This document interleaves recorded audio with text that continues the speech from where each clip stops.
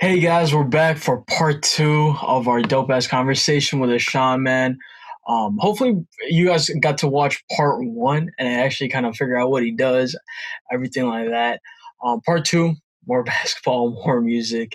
Yeah, man. Hope you guys enjoy. Peace. Speaking of Giannis, I kind of hope the Bucks trade for him. Yeah, dude. You think? CP and Giannis will be fire. Yeah, I mean, That if would be he that if, that would be if pretty Giannis crazy. is literally like, I'm ready to leave. mm-hmm. Like he Just had that bring the meeting with CP. Bucks ownership. If he's like, we need to do something to win now. Like Yeah. I Yeah, have 1 year here. Let's make the most Yeah, of it, facts. Just I bring the think like, I CP. think another sick move is if he goes to the Heat. dude. That Yeah. would be. I mean, I love Dragic. I think that he's underrated as well. Um, Yeah, for sure. I think if Steph Curry had hit that 3-pointer that he had hit a couple games ago against the Celtics, we would still be watching that replay on Sports Yeah, Center like definitely. night Mm-hmm. over night. Yeah. But I think CP3 would be so good on the Heat. Like him and Dude. Jimmy Butler. Yeah.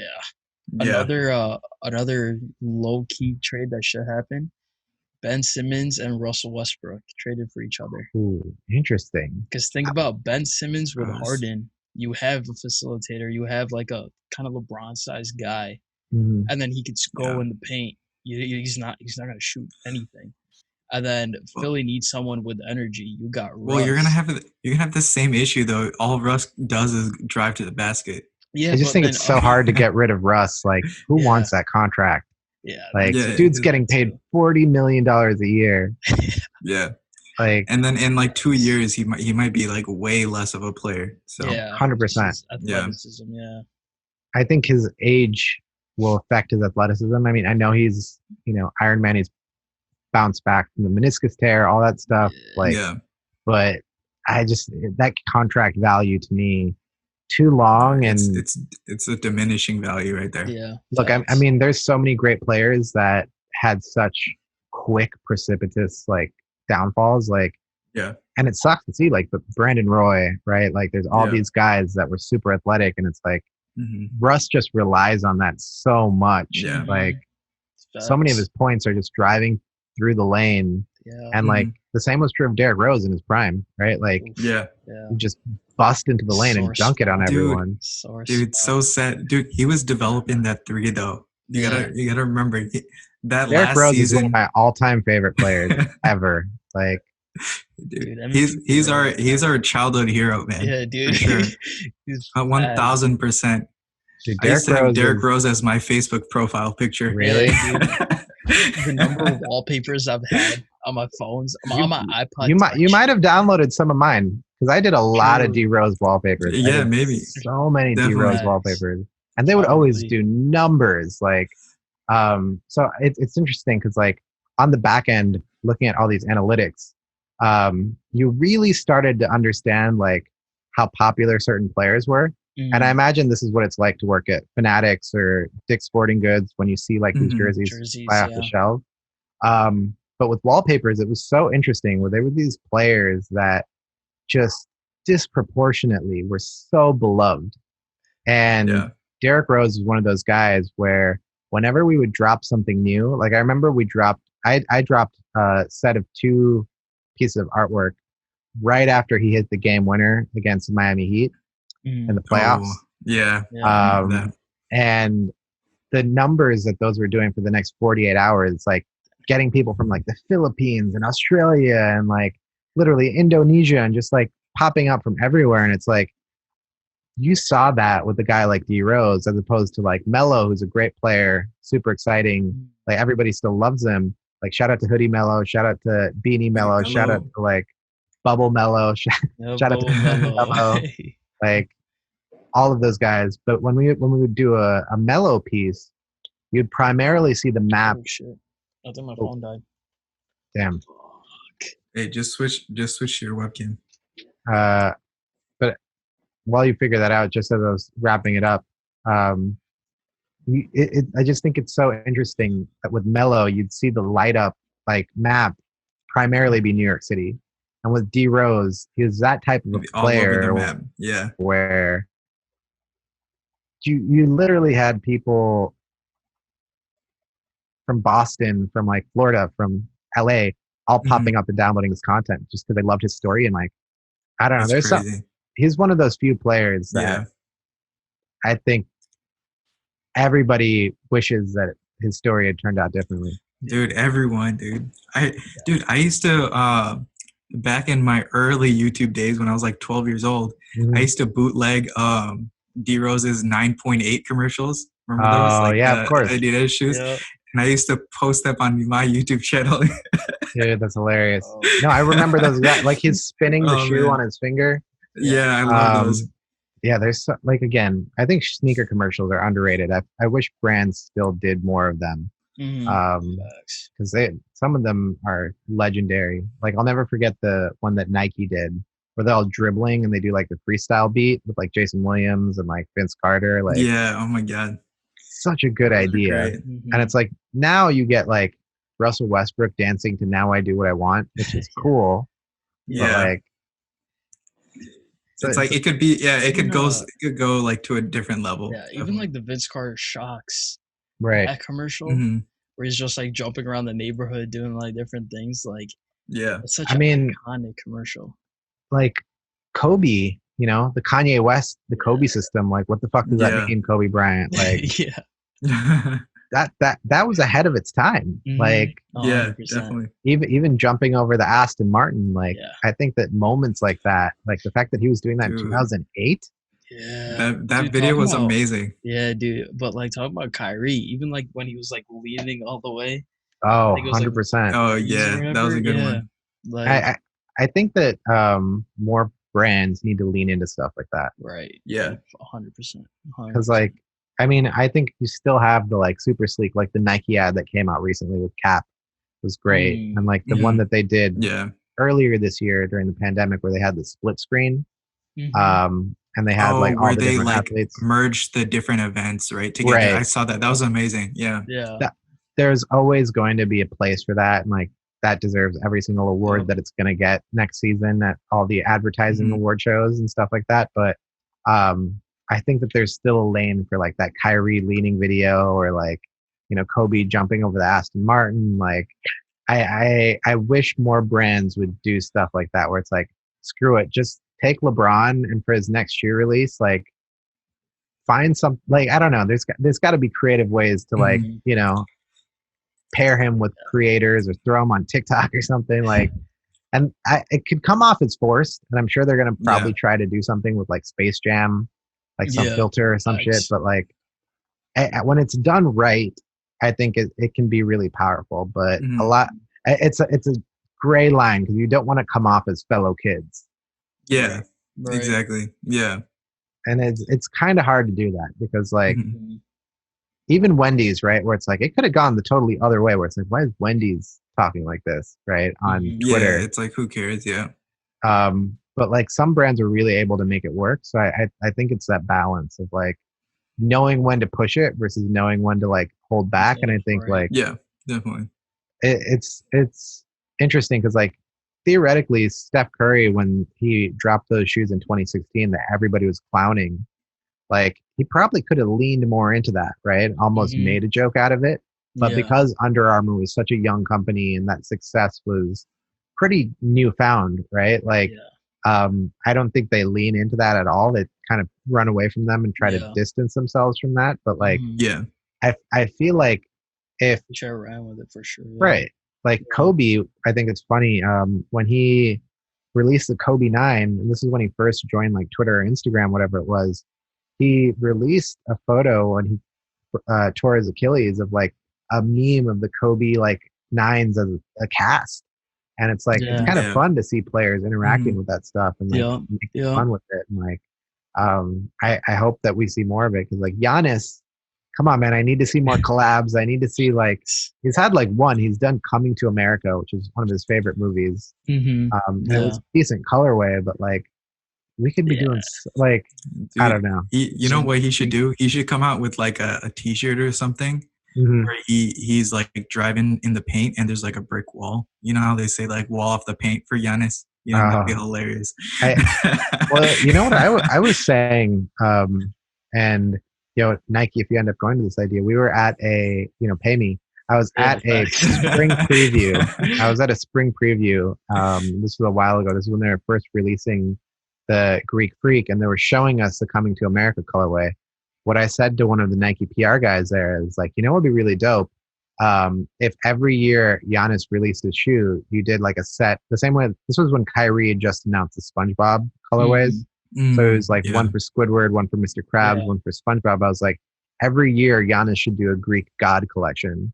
Where like he picks the Greek gods. That would like, amazing. all right. Like Poseidon, Zeus. Exactly. Yeah. So this year we're gonna do amazing. Zeus, Poseidon, and Hades.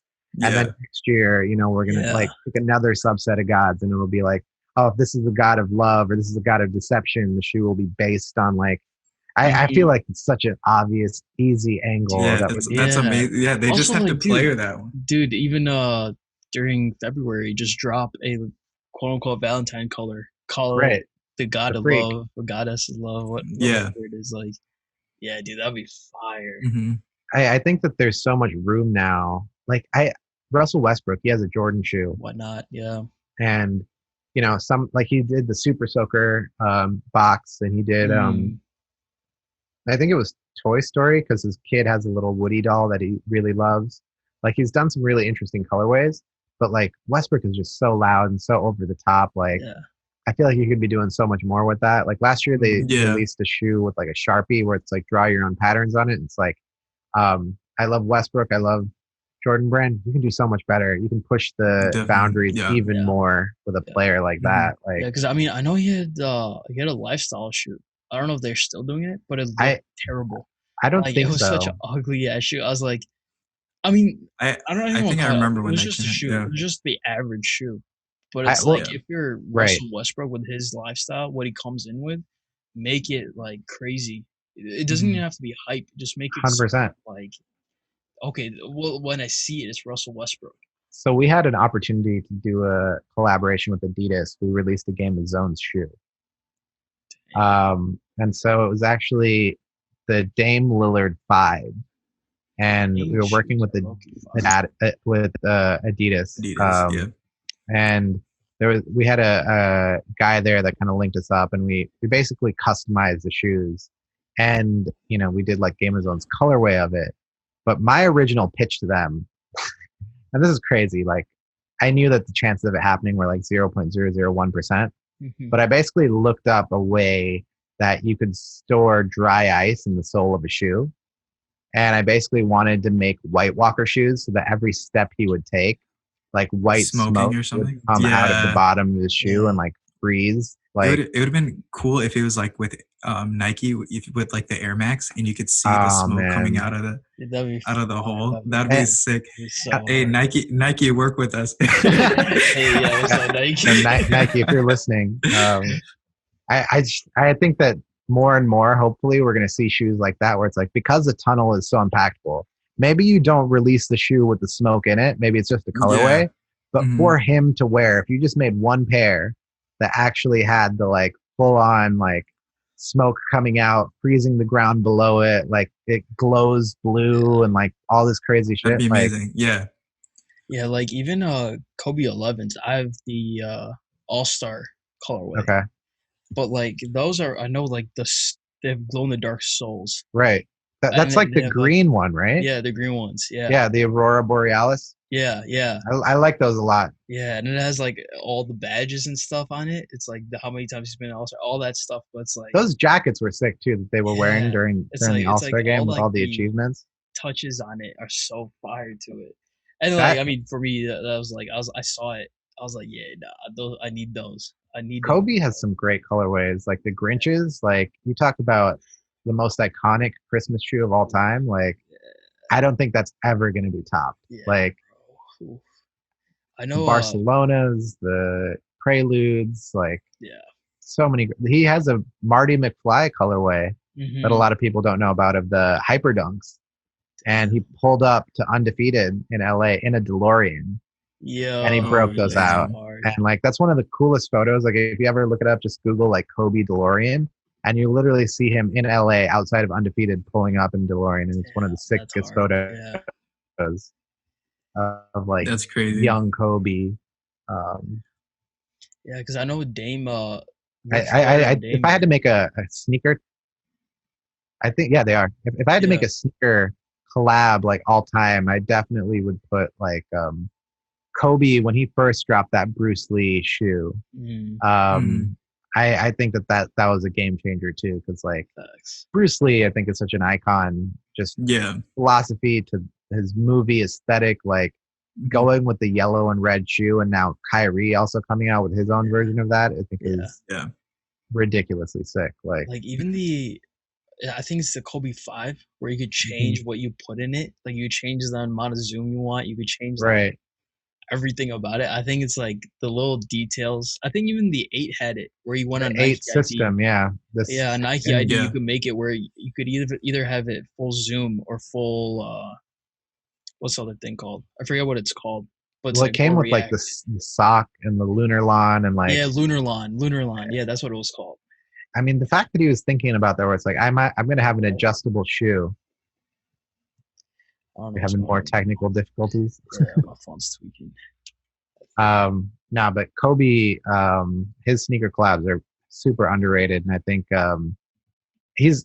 when you see what he's doing, what Kyrie's doing, even LeBron, to his credit, like he had the whole LeBron watch thing where he had the Ken Griffey shoe, he had like all of these different colorways that came out. I think that if I'm Giannis, I'm almost feeling like the stepchild that's like not getting enough love. Like I've got a signature shoe. I'm a Nike athlete. Like you got to start doing more with me. Like AD's had some interesting collabs. Like he is at the like the Ant Pearls. I think are really good. The meteorologist, like the scoring titles. The Nerf ones. Nerf ones are classic.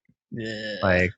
And I just feel like sneakers are such a fun avenue where you get to bring in the personality of a player, plus just these dope shoes that kids are gonna buy and like have in their closets for a long time. Like keep in mind, a lot of these kids don't have like 10, 20 pairs. Like you have like one shoe that you own for like 3 years. Exactly. And when that's a Steph Curry, it's the same way that like if you get these TikTok kids hooked on Dunkin' Donuts, like if some 5-year-old has a Steph Curry shoe that they own for their formative years as a basketball player, when they're 18 and they just happen to be really good and all these brands are coming to them, they suddenly have an affinity for Under Armour. Exactly. That wouldn't have been there otherwise. So like I'm sure in like 15 years, the next like Luka or Zion or whoever it is, it doesn't have to be that long from now. It could literally be like 5-10 years from now. Yeah, 5 years from now. Yeah. Steph's been playing for a while.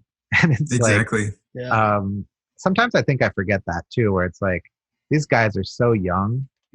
And like LaMelo, when he was born, Kobe had already been in the league for like 4 years. Wow. Yeah.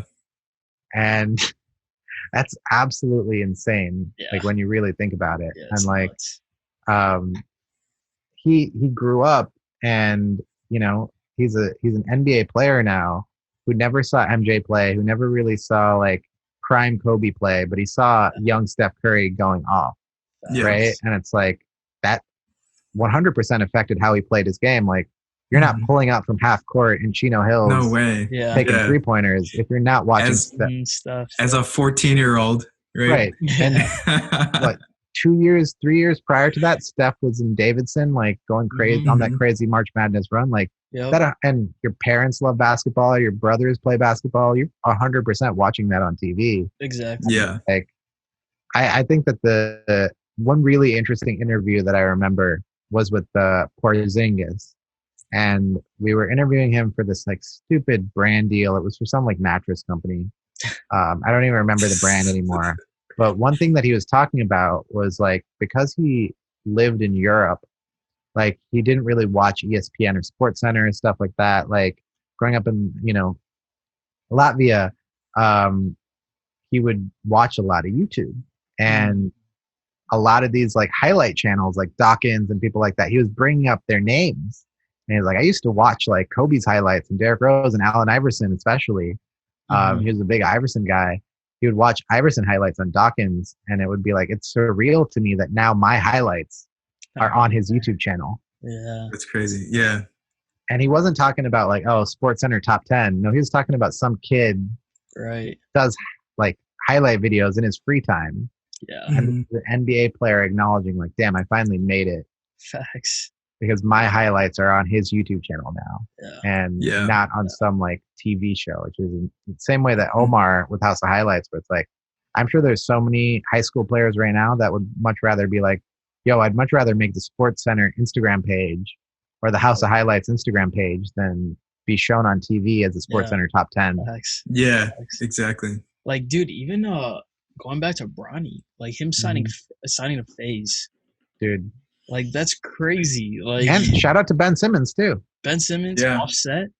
Offset, I think FaZe Clan is just insane when it comes to the merch they're doing. Yeah. Like, I think that what Travis is doing for his brand, like I could see FaZe doing that in the next 2-3 years, right? Where it's like, 100%. You're telling me that if I'm like Red Bull and I see what FaZe Clan is doing, I don't have some smart person in my marketing department like, let's release a FaZe flavor for the summer, and it'll be like red Ninja. cherry. Oh, 1000%. Right with Ninja, like Ninja has an Adidas shoe. He has merch. 100%. Like he has like. Dude, all Ninja this is stuff. literally able to get millions of dollars to play on Mixer. Like, that's unprecedented. Bag and dip. And that's no different than Obama signing a production deal with Netflix for $70 million.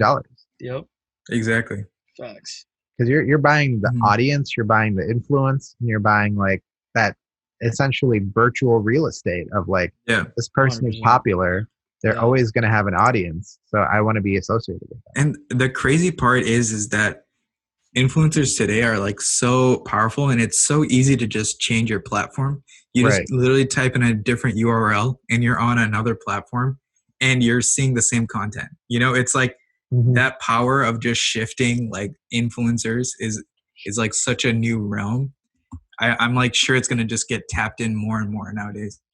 Well, I mean, you're already seeing it, right? Where it's like all of these TikTokers are now making the jump to other platforms just to diversify their portfolio. Just in case, you know, the platform gets banned. There's been so many of like, oh, check out my Instagram in case TikTok gets banned. Yeah. Right. And it's like, I mean, even, you know, you look at the YouTube trending page, a lot of the top videos these days are like Dixie or like Addison Rae behind the scenes of like, or like best TikTok compilations, stuff like that. Yeah. And it's literally interesting where it's like, if you are a creator that has a well defined like viewpoint and creative vision, your audience would probably follow you, right? Where it's like, there's certain people where it's like, I just trust them as creators, right? So like Casey Neistat, like if you were to announce like, oh, I'm, you know, launching a so-and-so series on Netflix, like, of course I'm going to go watch it. Where it's like, I would be so excited. I'd be like, YouTube, how'd you miss out on this? Like, how'd you let him get away? But like, he has enough clout and I trust him enough as a creator where like, I'll watch him wherever he goes. And I think like a lot of these creators at a young age are developing that. So like if Charlie has this audience now, where is she going to take that audience in 5 years when like maybe TikTok isn't as big or like she has to diversify to another platform? It's also like, you know, but it's also like with someone like her, right? It's like when Duncan partners with her, not only do you get the views off TikTok, now she's on YouTube, she's on Instagram, she's on Twitter, she was an All-Star during All-Star weekend. She was doing random dances with she was sitting courtside. She was courtside. Yeah. Her, like, Dixie, like, and Addison. Yeah, she's like hanging out with Kardashians and shit. Like now she's like she's a mainstream like celebrity. She's not just a TikToker. She is. So it's like she got 7 billion views on TikTok in August. Yeah, like nuts. It's crazy. I know that those are shorter videos and stuff like that, but like David Dobrik at his height would do like 7 billion a year on YouTube, and it's like just the numbers that these kids are pulling in are so astronomical.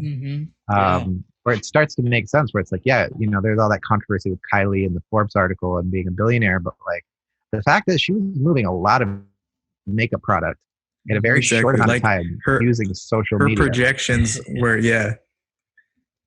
Like she literally just took Shopify and just said, so many other people do, where it's like, oh, I'm starting a new t-shirts. Like she literally just did it with makeup, and it had a higher margin and better profitability and better return on investment. But like, I think that you're going to see a lot more often creators that are like, oh, and it has to be authentic, right? Where it's like with Dixie, you already saw her drinking the Dunkin' all the time.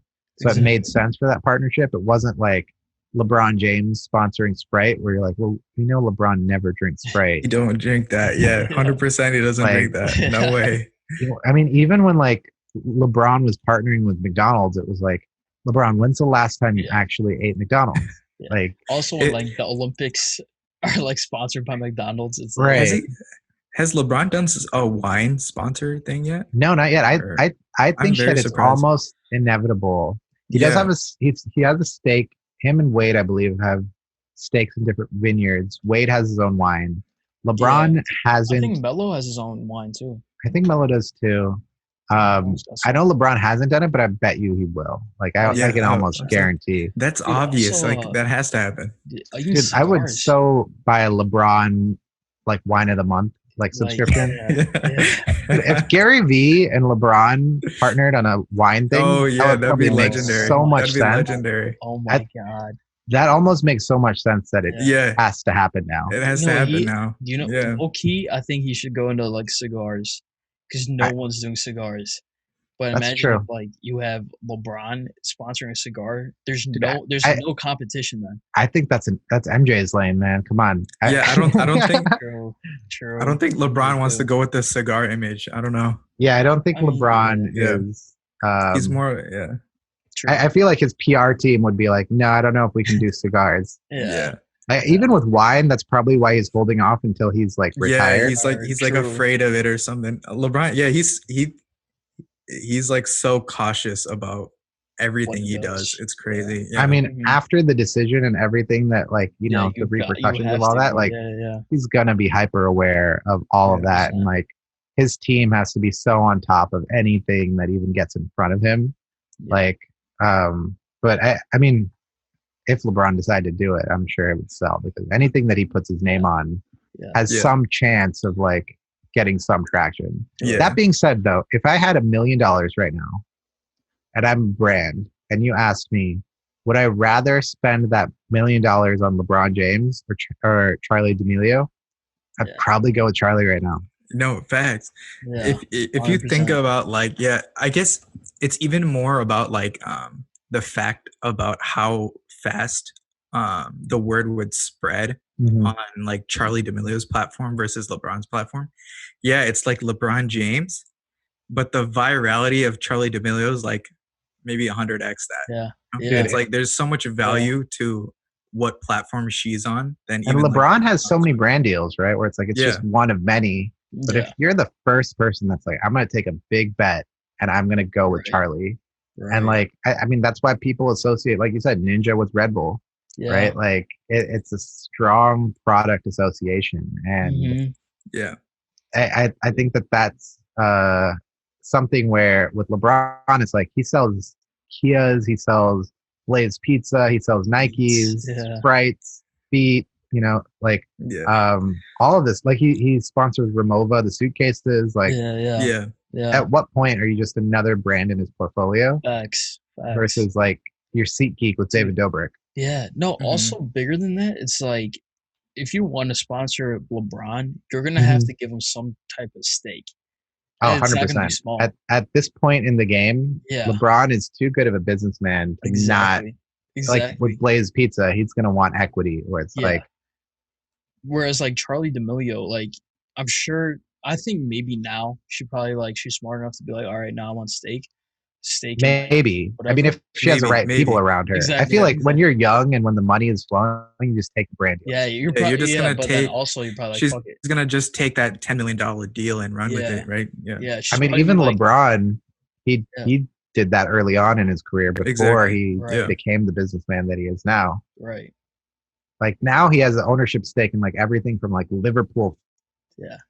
Yeah, that's That's the cool part. He's He's starting getting ownership. The movies that he makes. Yeah, he's got his fingers in everything.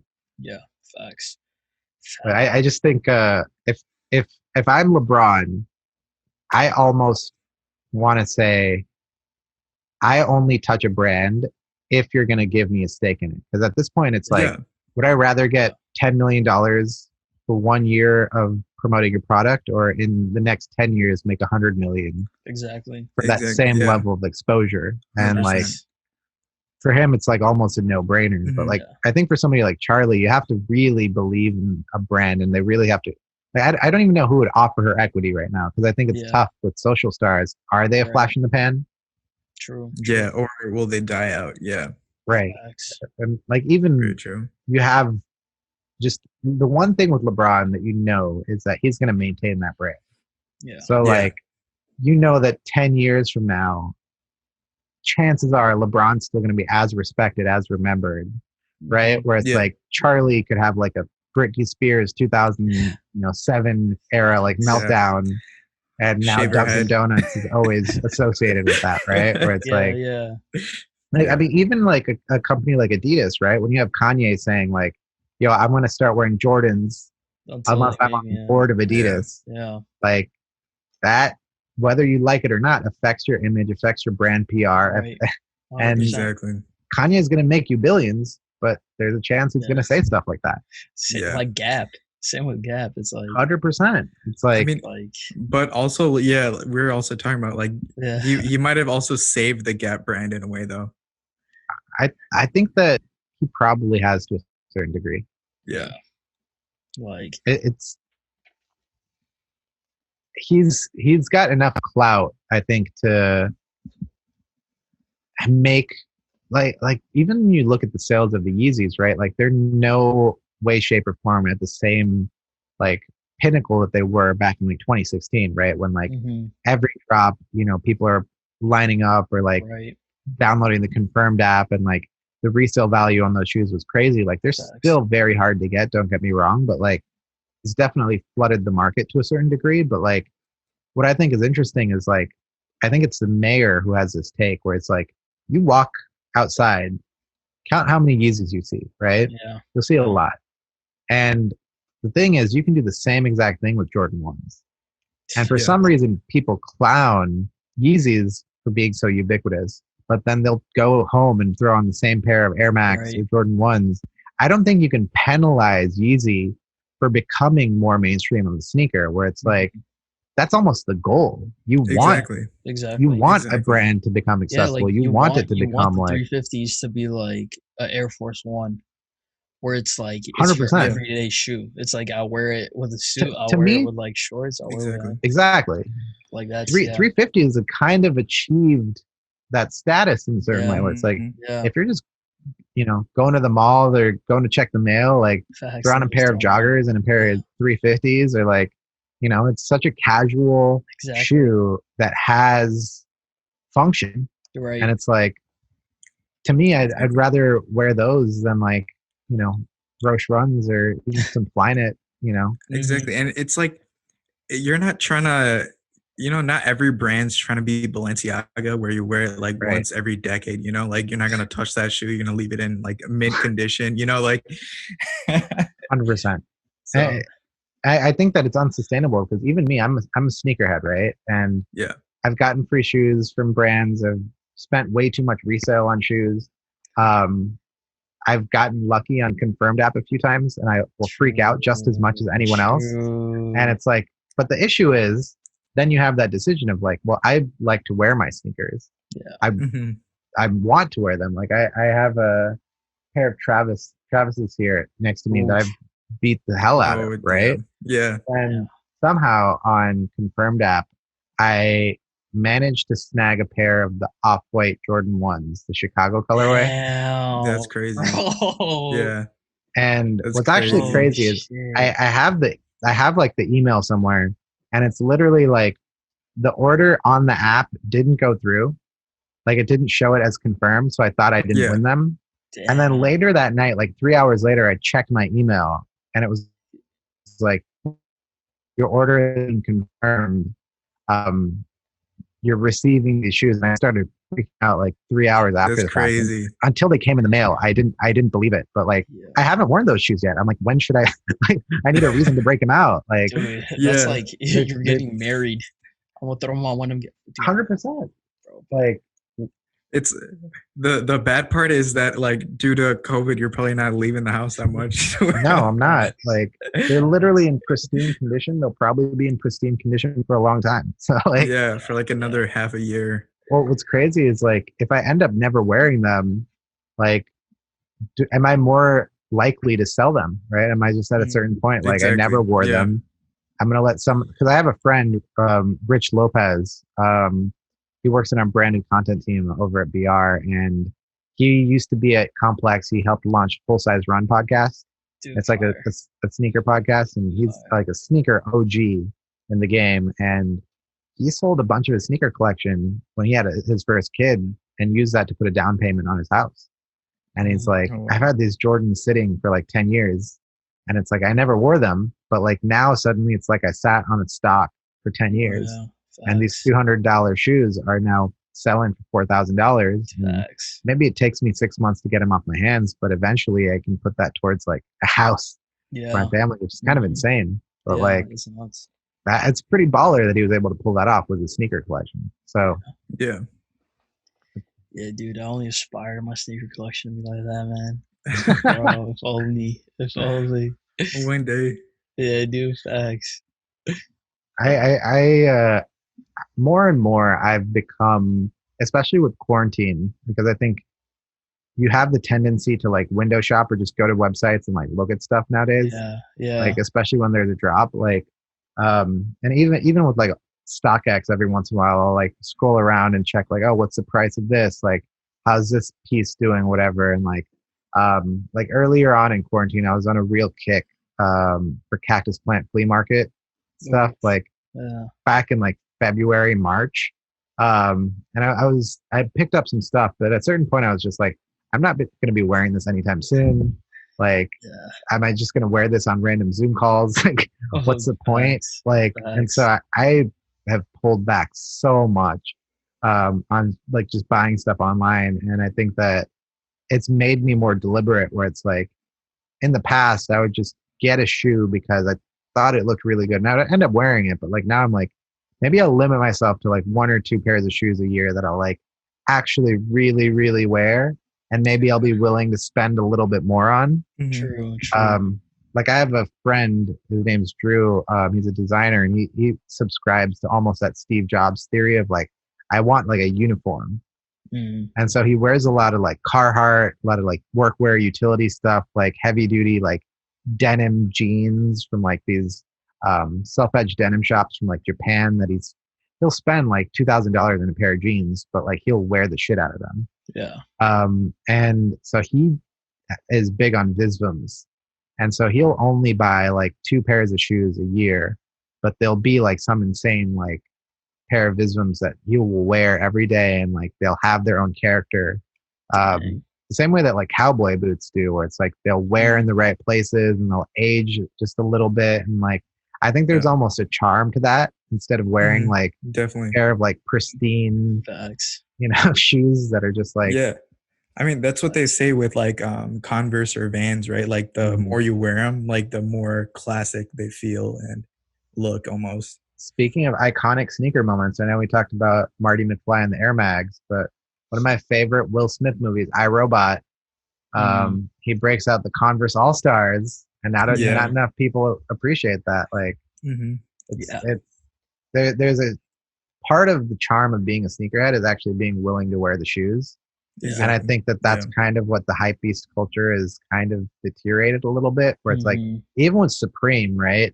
The reason that their hoodies were historically thicker was because skateboarders were wearing them, right? And so they could take a beating, right? Like, Supreme was largely inspired by Carhartt and a lot of these workwear brands that skateboarders in the like late 90s, when Jebbia came over from England, he saw these kids wearing, and it's like, he's like, let me create a brand that's heavy duty.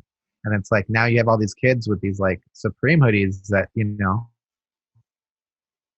they won't even wear like outside, in the natural elements. Like they'll, they're so protected about these things. But it's like, I can't let the resale value go down. I think kind of on one hand, I appreciate that more people are into the culture, but on the other, it's like, come on, just get it dirty. Like, right. Exactly. Like at the end of the day, shoes are shoes, right? Like clothes are clothes. Like you got to wear them. You got to put them on. Like, and part of the clothes is a story, right? Like it's, like I have one of my favorite jerseys that I have is a number 8 Kobe jersey. And it's the white ones, the Sunday whites that they used to wear. And I was wearing it when he hit that game winner against the Suns, where he does like the fist bump and it's like in the playoffs. And it's like, I will forever associate that jersey with that shot now. Yeah. And like, it's like, I will never get rid of that jersey because of that memory. And it's like the same way where it's like, I think it was Travis. There's like some video, his photographer Ray's Corrupted Mind. He was sharing, and it was like, it was this old Supreme hoodie that Travis had, and he could only afford one, and he would wear it to like every single show. But like that Supreme hoodie means more to him than like any jacket or like any crazy shoe or like even like some of his own stuff that he's dropping, because it's like, no, this is the hoodie that I was wearing when I went through all these like life-changing moments. So like, exactly. I think that's part of the story. Yeah, right? Like even for me, like when I think about it, it's like the Kobe 11s. The first time I wore them was when I went to college. It was like that's the first shoe I wore in college. Right. And like Air Force One, that's the first shoe I bought with my own money. Oh, that's a milestone. Exactly. And then it's like, for me in my head, I'm like, all right, the second I'm like, okay, I'm finally getting enough bread, I want to get the band ones. Like that's like my that's my like holy grail of a shoe. It's like, okay, once I achieve like something, I want that. Like that's like a milestone shoe for me. To me, it's like that story of like shoes literally can't tell a story. Dude, that's what I was about to say. The fact that the band ones are a thing that we're talking about, like, over like what 35 years after it dropped, after it was banned by the NBA, like, and people still talk about that, like, next level. Like Jordan really like set the stage with a shoe like that, where it's like you had a commercial, he's paying the fine, like, and now that's literally the single most iconic Jordan 1 colorway, maybe of all time. 100%. Like that bread one, that band one, like you can wear it with almost anything, whoever you are, and it will automatically make your outfit cooler. Exactly. Like there's very, very few shoes that have that claim to fame. Exactly. But like that shoe works with the tuxedo. That shoe works with like I've seen, like, I have friends that, recently they did their like white coat matching ceremony for like med school, and like they're wearing Jordan 1s. Like they're not wearing like some fancy like red bottoms. They literally were like, no, let me get some Jordan 1s out. And like that's the shoe that they wear to like become a doctor. And I think that's it's kind of badass. Like yeah, because it's like it's one of those shoes where you could crease them up, they look fine, just no crease, fire. 100%. It's like it's that shoe. I think it's like, I mean, this is kind of just for me, but it's like the Air Force One and Jordan 1s. It's like, I mean, Air Force 1s don't look good creased, but I mean, you can't really miss with Air Force ugly. 1s. It's like they're just such a versatile shoe, and it's exactly. like it's just that you can wear them with anything. I think that one thing that happened in fashion a lot faster than it happened in sneakers was this idea of iconic silhouettes, right? Like in fashion with Chanel, you had the idea of the little black dress, right? And it's like that's a pervasive thing in culture. And it's like, I think in sneakers, the Jordan 1 high top, like, you talk about the influence that's had, like the Yeezys, the Nike ones, they're inspired by the Jordan 1, like the shape of them, like, and I think that you saw that shape the entire sneaker basketball like world up until Kobe was like, what if we do low tops?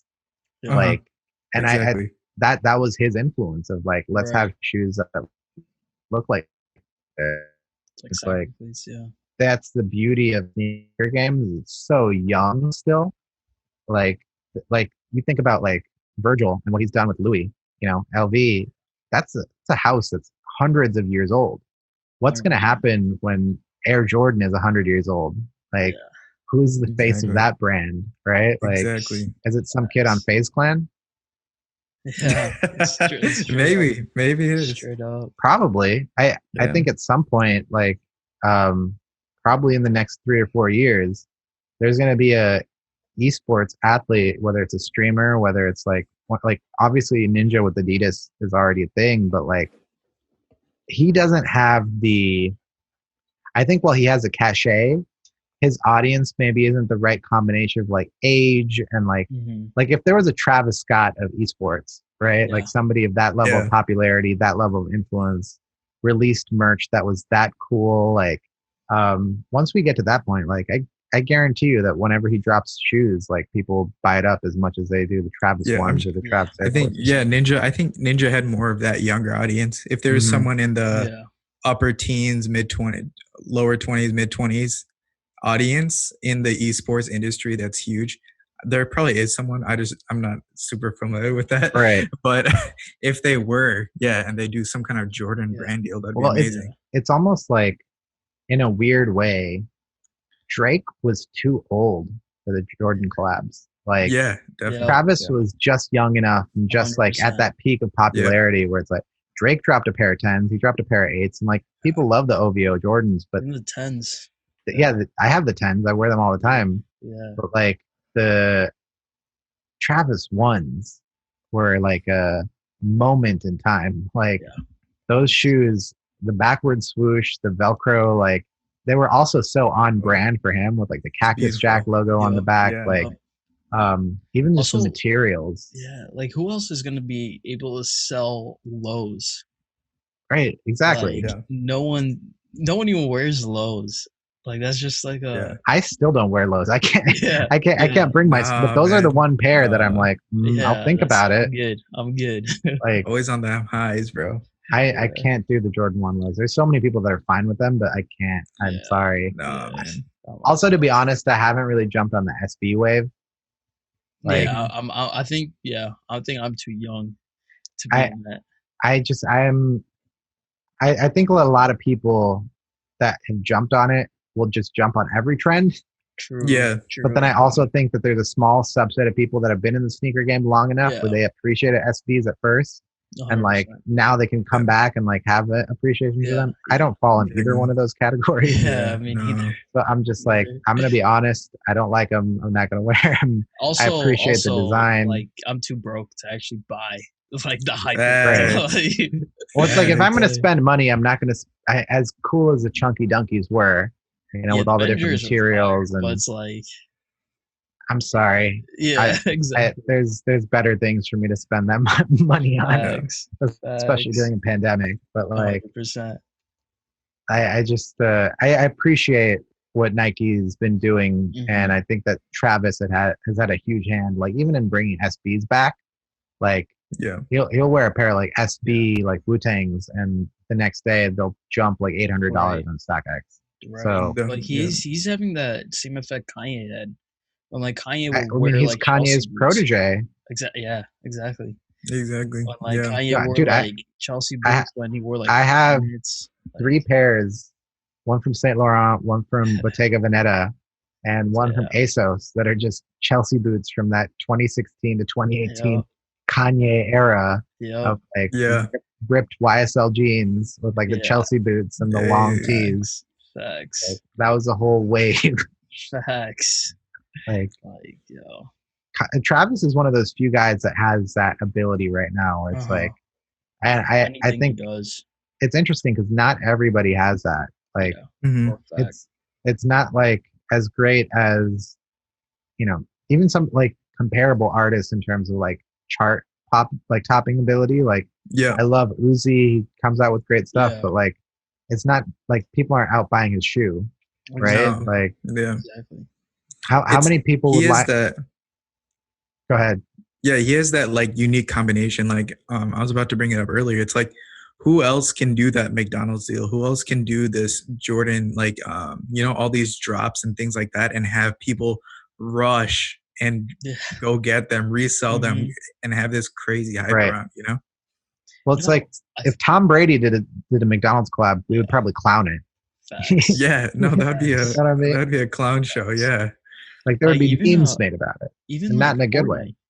Like, think about who can actually go in a kid's game and make it go crazy. Like, even if someone like Drake did a show on Fortnite, people be like, "What the fuck are you doing?" Like this goofy ass shit. Like, I don't want to watch. They'd clown him. They'd clown him too. Yeah, exactly. Dude, but it's like Drake could never have done that. Also, because he was coming off Millie Bobby Brown controversy. Right after that, it's like to do a night audience. It'd be a little too suspect, but very sus.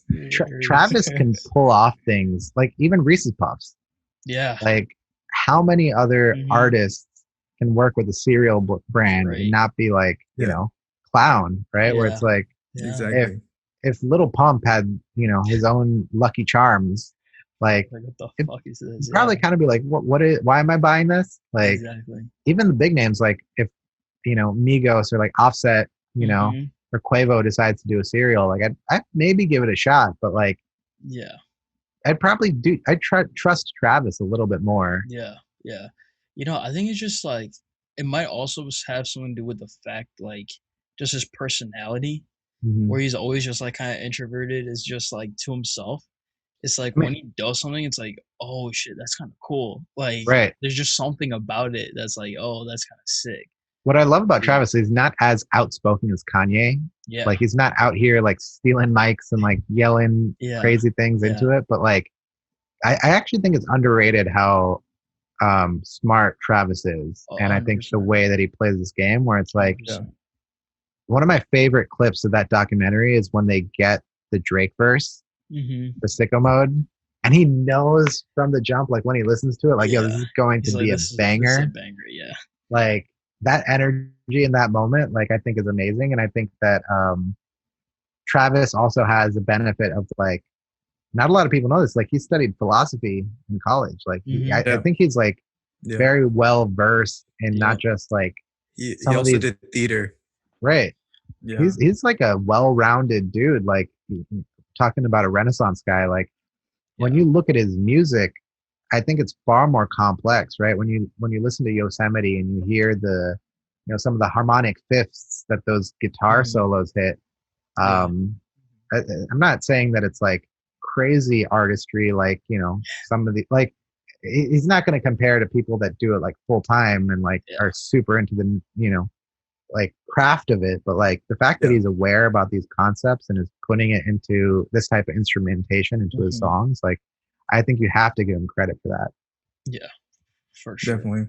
That's Kanye's influence too. Yeah, no, the thing is like, I'm sure he's learned so much just from like the people he's been around, and he's leveraged that. There's so many people that just like, okay, they're around great people, but they don't leverage any of the stuff like around them, right? I'm sure Travis has learned just so much from Kanye, Jay-Z, whoever like he's been around, even the Kardashian family, just being around 100%. Them and learning social media.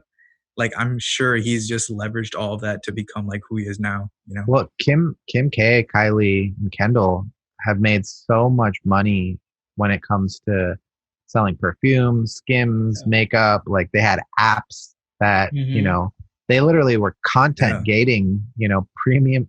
So when you think about Kylie and Kendall's app, it was basically an OnlyFans just for their content. And I don't really think, like, you had to pay like $7 a month just to get like YouTube videos from Kylie Jenner. Like, that's kind of insane. Yeah.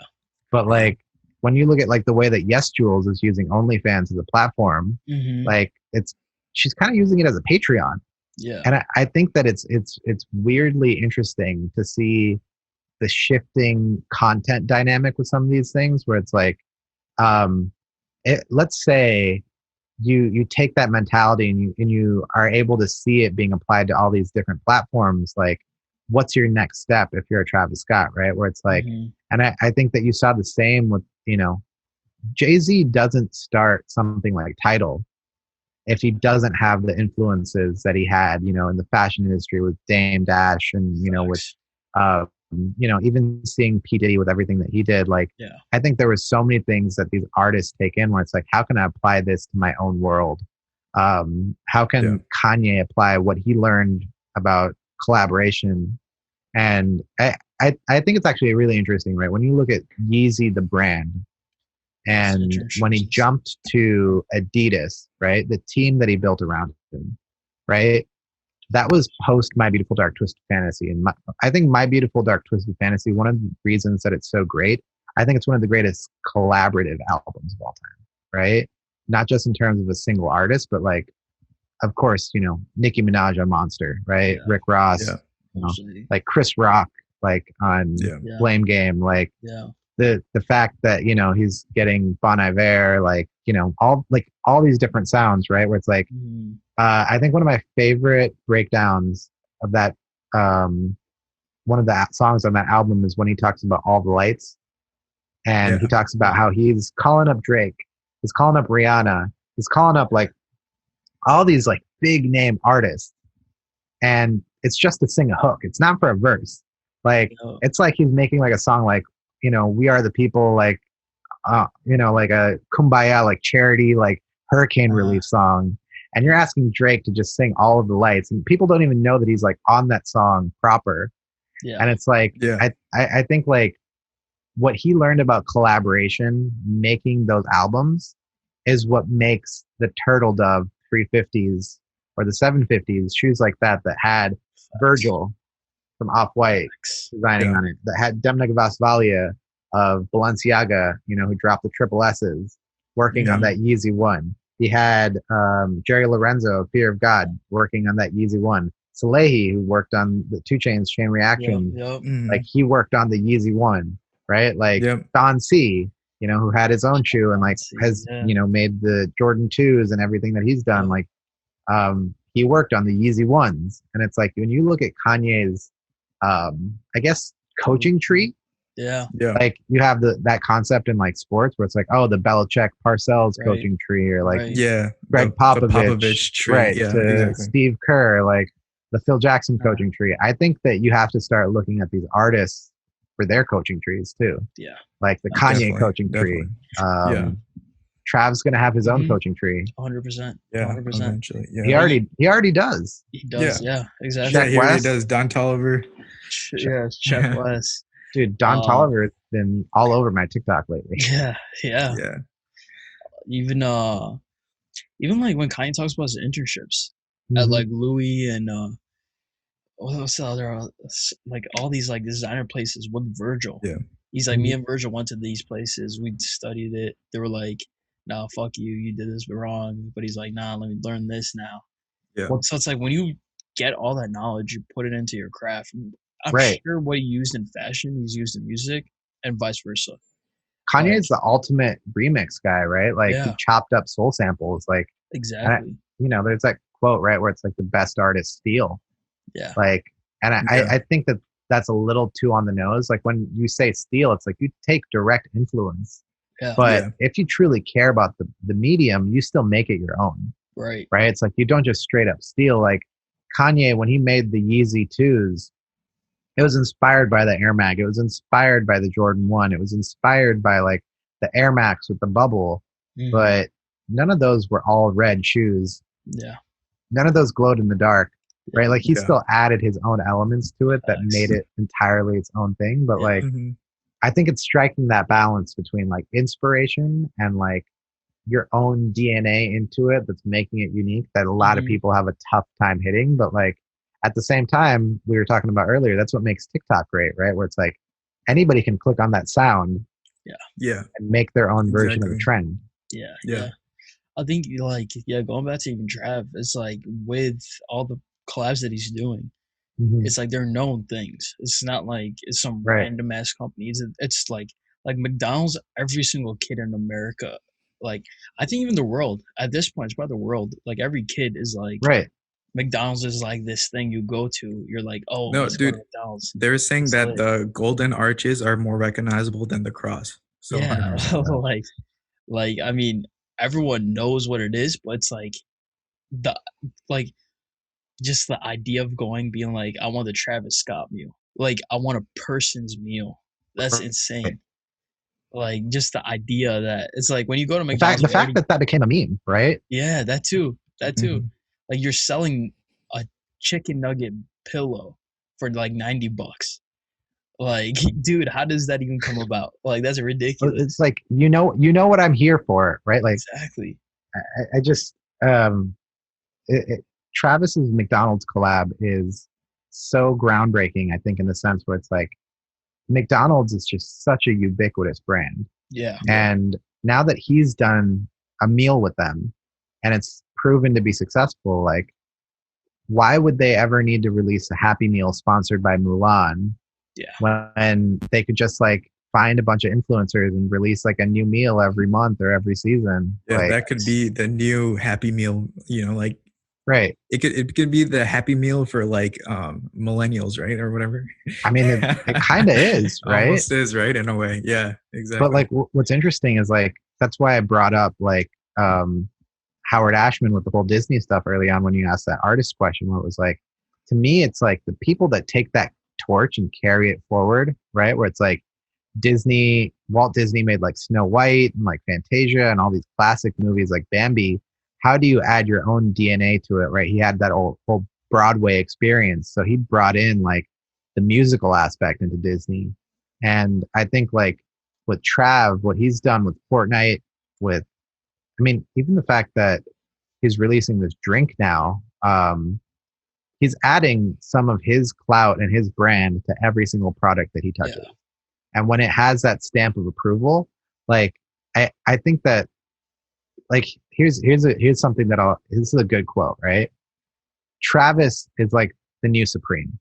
In that when Supreme does a collab with a brick company, or like a cash machine, or like, we're gonna make like a step ladder. Yeah. We're gonna make like, or even like the ramen they bowls. Made like they made like a phone that wasn't a smartphone, like an OG. Right. They made a trap phone. Yeah. Like, I think that Travis has reached that level where it's like he's making a chicken nugget pillow, dude. Like, and like somebody will sell that on eBay in a decade and probably make a profit. Like, 100%. Yeah, they bought it for $90. They'll probably sell it for like 300.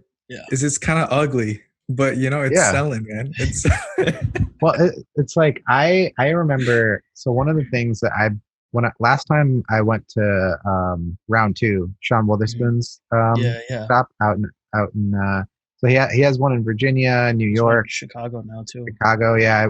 So when I was out in All Star, I was at the Chicago one, and it's like a bit of a drive out from the city. So I remember going to it, and I think across the street there's some other store where FaZe Clan and Slam Magazine were doing a pop-up. I remember I missed like a bunch of the FaZe people arriving because I was across the street buying an old Space Jam stuffed Bugs Bunny stuffed animal from Space Jam, like Happy Meals from '97. Damn. And it was like I remembered it from my childhood, and I was like, I had to have this. Yeah. And like it like unlocked something where I was like, I forgot that this even existed. But like I remember when I was a kid having that same exact Bugs Bunny from Space Jam, and it's like I had such a strong connection with it where I was like, I don't care what the price is, like I have to buy this. And I think I spent like $60 on it, and like a week later I ended up going on eBay and try to find it on my own, and they were selling for like $14. I really overpaid.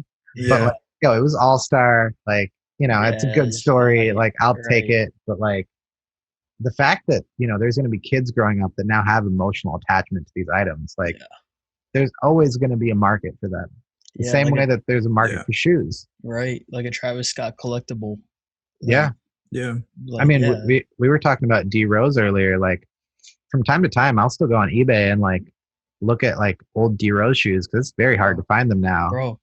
The D Rose 2, that's the first shoe that like my parents bought me. Those expensive.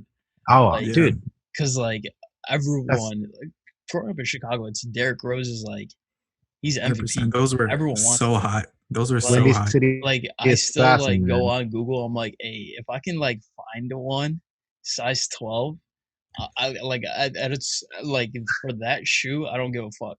I'll pay a resale for it. But it's like Derrick Rose has some underrated basketball shoes. I will say that too. Like the 1.5s, like they're great. Fire. For actually balling. Yeah.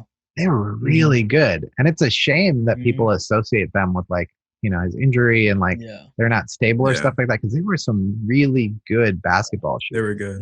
Yeah. Let's not forget, he was the first player to put Boost in his shoes. Yeah. I think it was the D-Rose 5. Mm-hmm. Yeah. Like, they were the first Boost one. I remember they were so hype. Yeah. They were so hype. Like it's kind of groundbreaking, and it's like, yo, I think it was like Dame after that, right? So it was him and Dame in that commercial, but I think D Rose's shoes came out earlier in the year than the Dames do, just in the cycle, which is actually one thing that becomes interesting. Like when you're a kid, you're just excited because LeBron dropped this new shoe. Once you've like worked at like a sneaker publication or any of the stuff, you know the exact calendar. So it's like, oh well, the KDs are going to drop around like spring. Like he always drops it in like the second round of the playoffs. Like LeBron, he always has like a new shoe for media day, so you're going to start seeing images of it starting in September. And then like, you know, this year they moved it earlier because of the bubble, and now like it's interesting where it's like now you almost know like the calendar of releases, so it's like less mystified. But I feel like when you were a kid, it was so cool where it's like, oh my god, I'm watching this game and like LeBron's playing like prime time Sunday night and he's got a brand new pair of shoes. I love that they have that platform, and to think that Travis is now flipping that on his head and saying, I'm going to create the event myself by doing a Fortnite concert and sell merch based on that. You don't have to wait for me to drop 50 at the Garden. Yeah, you don't have to wait for an album. That's the ridiculous part. You don't have to wait for music. Like, I'm going to just drop it whenever I want to. Yeah, 100%. People are going to eat it up. Just one of my favorite Kanye quotes, when he talks about the Yeezys, he's like, why don't I get the same like bag that MJ gets, right? Yeah. LeBron's out here playing like 1-on-5 at MSG. I'm playing 1-on-none. The same sold out crowd at MSG. Yeah. And that's such a baller quote. Like, literally out there selling out the arena 1-on-none. Like, yeah, because I remember we had this conversation in the past. It was like, at a certain point now, do artists and like rappers have more? Do they have more celebrity in terms of selling items than an athlete? Like, because we were talking about. I think it depends on the item. I think it depends on the item. Yeah, facts. Like, I think that athletes are obviously going to have a higher level of success selling a shoe. Yeah, but because for the most time, you know, the shoe is a performance item. Yeah. It's only recently that the lifestyle market has grown to the share that it has now. Yeah. Like 20 years ago, athleisure wasn't really a thing, right? Like now, when like, you know, you're walking around, you see people rocking like Nike Tech Fleece, right? And like back in the day, it wasn't as much of a thing.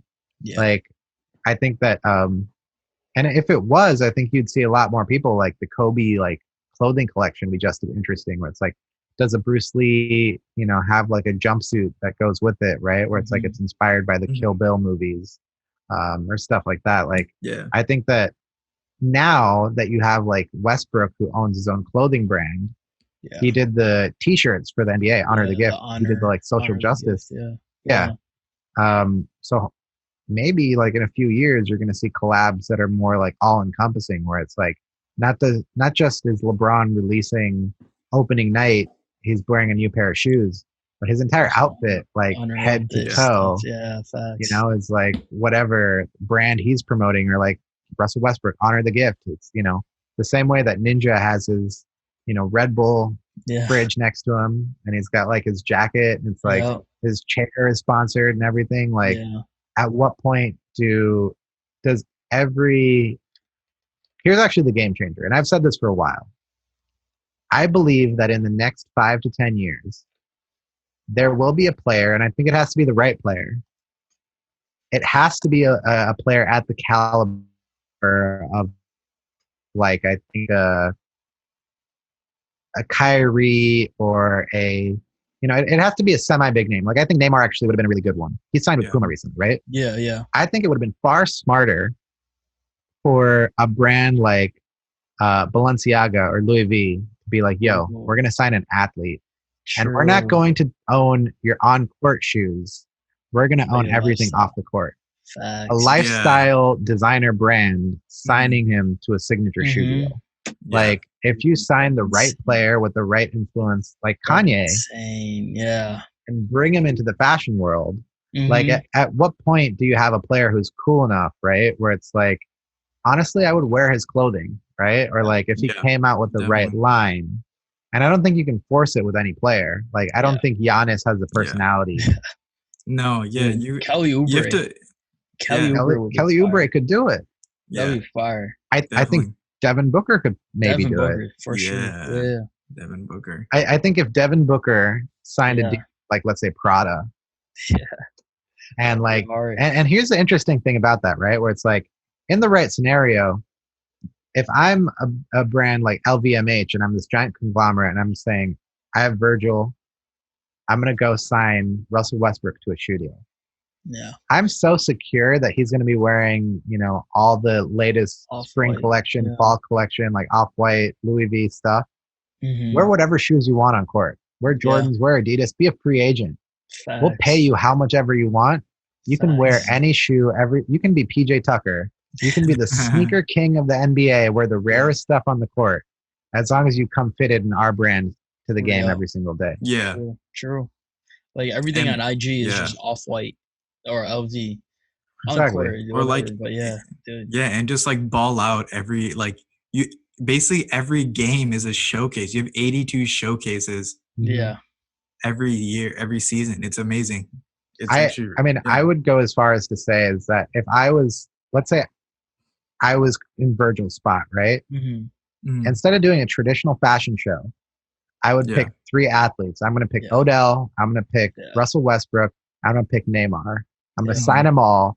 And let's say there's, 42 Champions League games plus, like, PSG games. There's 82 games in the NBA. There's 16 NFL games plus playoffs. Yeah. I'm going to have them wear one piece from the collection every single game. Facts. And over the course of the entire season, I'm going to tease my entire collection for that year instead of in a fashion show with a photo every single day from one of these players. That would actually be crazy. Yeah. Like, even the Kyle Kuzma GOAT deal. Yeah. I thought that could have been a lot bigger than it was. Like, if StockX... They didn't take advantage of it. Man. Exactly. That's what I'm saying. Like, if StockX were to just be like, hey, book. Dude, just do whatever. I was saying, like, StockX should have signed PJ Tucker. Oh, bro, yeah. If they signed PJ Tucker to a sneaker deal and say, this is the shoe that we're trying to push. Exactly. Like, and it literally becomes like a brand deal that makes so much sense because he's already buying those shoes. Right. Exactly. Like, he can become the face of StockX. He's probably using StockX. Yeah. Exactly. And it's like, why would you not think about doing that? Like, I think that's why we're in a very early stage when it comes to sneaker brands and sneaker deals. And like, I think we've scratched the surface. Like, Big Baller Brand, we're going to see a lot more people thinking about going that route and almost doing it, I think, in a clandestine way, right? Yeah. With, like, LeVar, I don't really think he knew what he was doing. Yeah. So he just worked with certain manufacturers and people that he could find. We all know the debacle that Alan Foster was, like, and you know, stealing money and stuff like that. But like, imagine if Zion, right? Let's say he's really, really clever and he has the right people around him. And he's like, instead of signing with Jordan Brand straight up, I'm going to sign what they wanted. I'm going to tell them to make a separate subsidiary just for me. And it'll technically be funded by Jordan Brand, but because I'm routing it through the side company, like, nobody has to like know about it.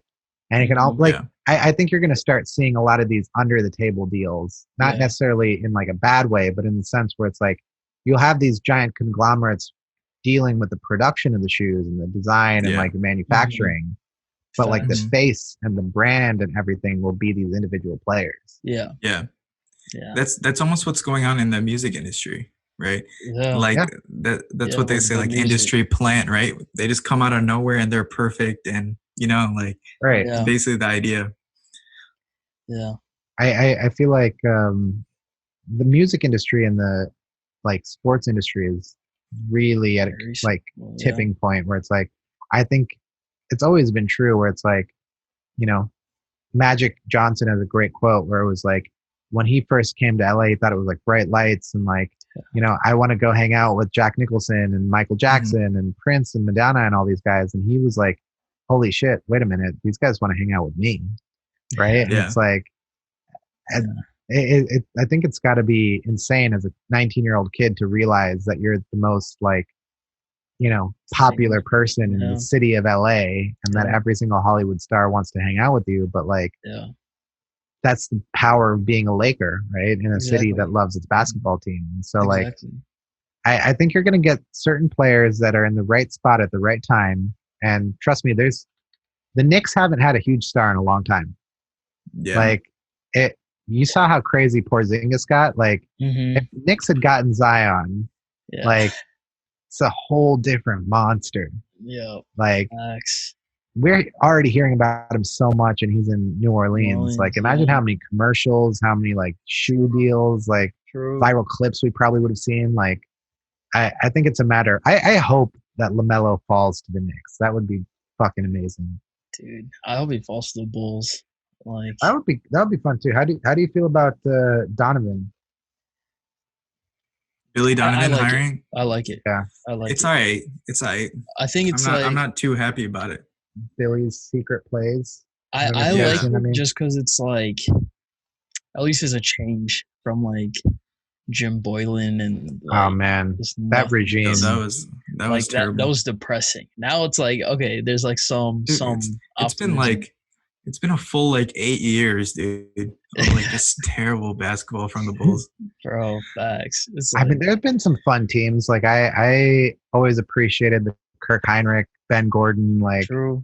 Yo, those are OGs, man. Yeah. Those are OGs. At this point, they're like old. That's like old Bulls now. When was that? That's like true. 08? That's like pre-bench mob even. That's like 07, 08. 07, 08, right? That was crazy.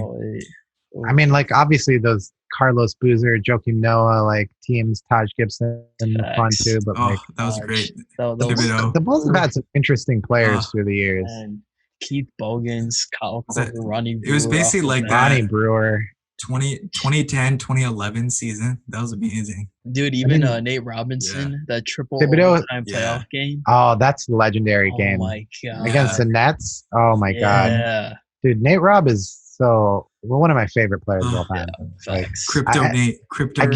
I can't believe that he's gonna box Jake Paul in November. Yeah, dude. Like, I forgot that's happening. Yeah, I forgot that's happening. I mean, yeah, there's a lot going on. I guess they decided to delay it till after the election. Is Floyd fighting Logan Paul? Is that a real thing, or is that was it's a alleged rumor. I don't think it's gonna happen. I don't think it's gonna happen. Oh my god, dude, Logan would be. I think Logan would die or something. Yeah, like he would like actually He'd legitimately die.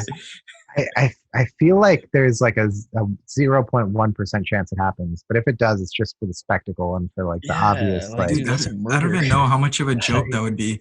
Like, just think about like Floyd and McGregor. Like, right, that wasn't even a match. Imagine Logan Paul, man. Holy crap! Today it came out the McGregor and Pacquiao. Yeah, Manny.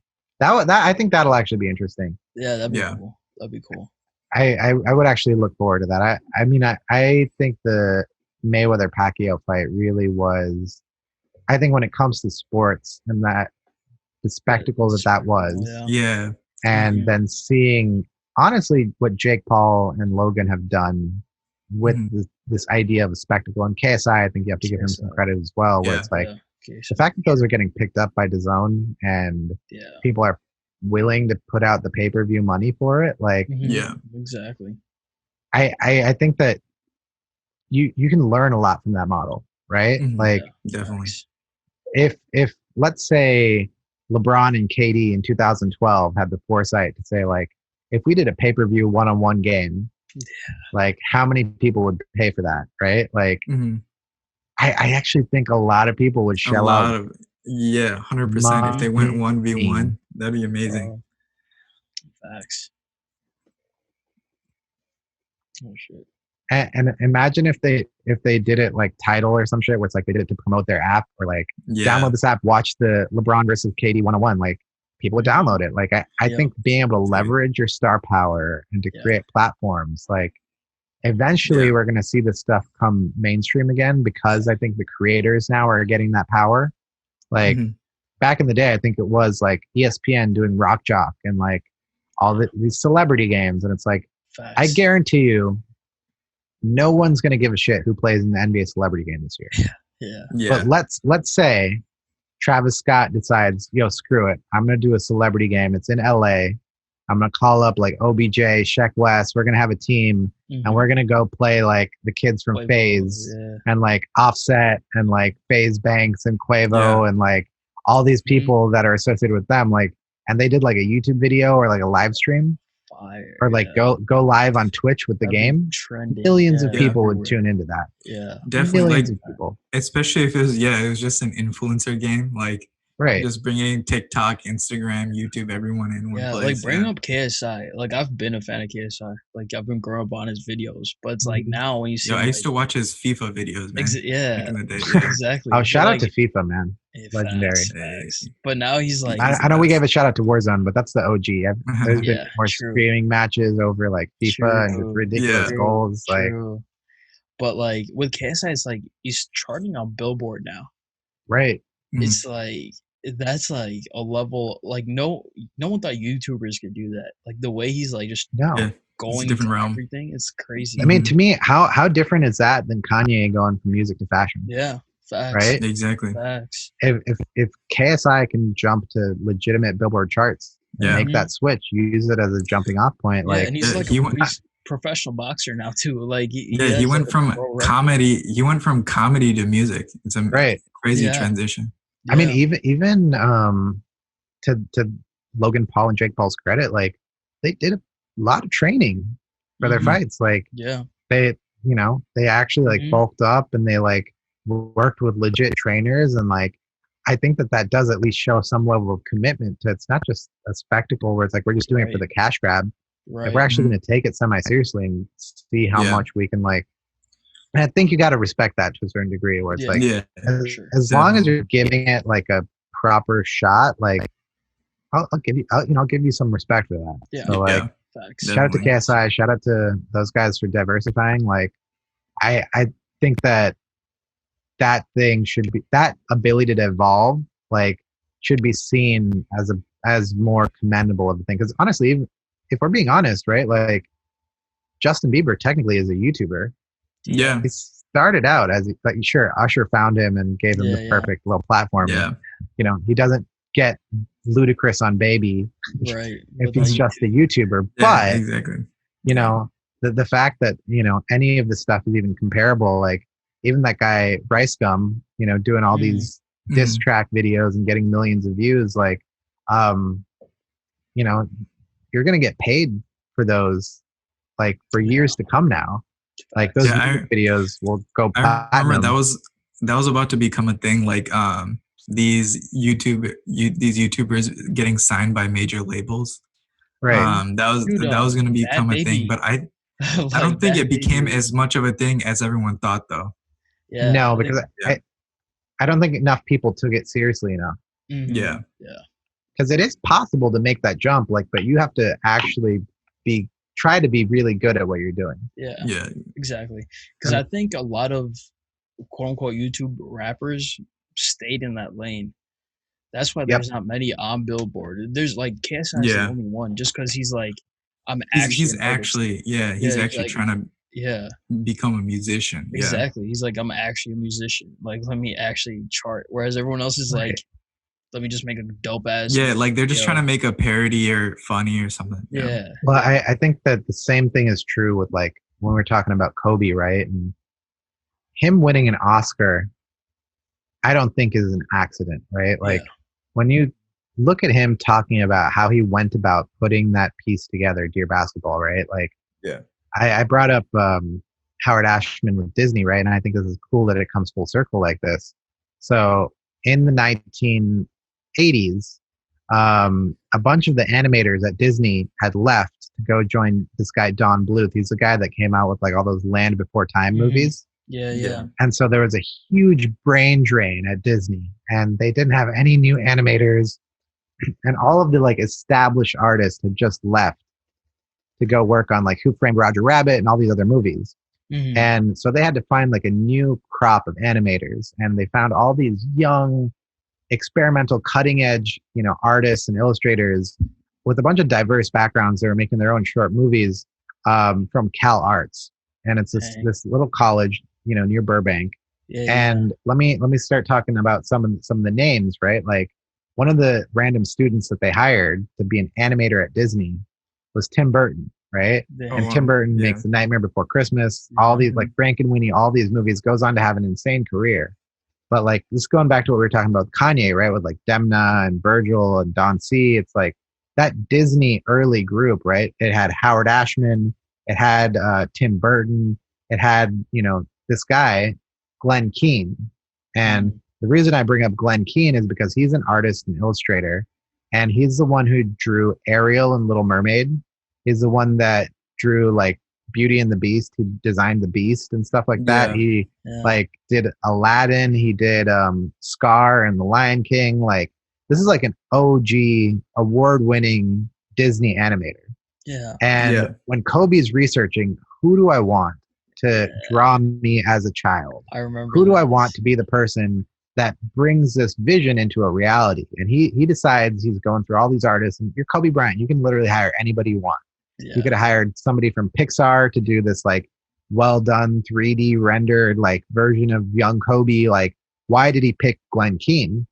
And he talks about reading about Glenn Keane, because Glenn Keane also published a bunch of books about the art of Disney animation in the 1990s and how to draw Beauty and the Beast and all those things. And as Kobe was doing his due diligence, his research, he came across Glenn Keane's work, and specifically his work on Beauty and the Beast.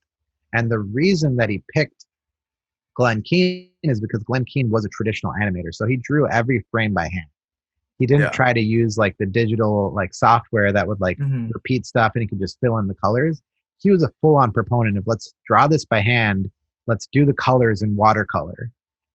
And Kobe respected that so much that he was like, no, I'm going to go find this previous Oscar-winning animator that worked on Disney's golden age to work on my movie. And, not only did he do that with the animation side, he went and, he finds John Williams, Star Wars, Jurassic Park, E.T., every single iconic, soundtrack of the past like 30 years. He's like, let me go find two genius collaborators to work with this on me. So that goes back to what we were talking about with Kanye, what we were talking about with like any of these guys. Like you pick talented people that you're going to work with as well to help take it to that next level. So I think you got to give credit to Travis's team too. They're probably in the shadows, like making these. Yeah, they're probably super brilliant people. Yeah.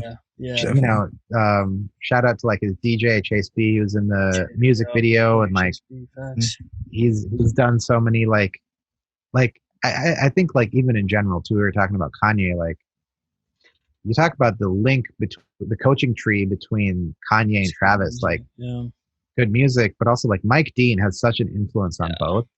Where it's like those synth sounds and like stargazing. Like you could almost trace those back to like Blood on the Leaves.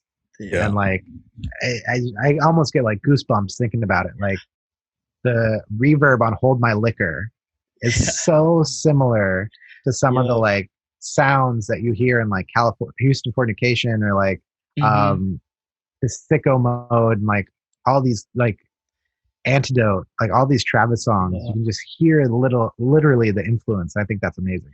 Yeah, definitely. Yeah, man. Like I think it's even going back to like the comparison with Kobe and Trav. It's like Kobe talks about on the plane when everyone else was like playing cards, whatever. He would be writing. He was like exactly. He'd be writing. He'd be like just making up stories And then when you look at Travis, it's like he's in like a random ass basement just making beats. He's been making beats for Kanye when no one knew who the fuck he was. Like you saw that like his first concert, he's performing. There's like two people exactly. It's like you see the work, the love, and then now obviously to me it's no different than like some of these YouTubers.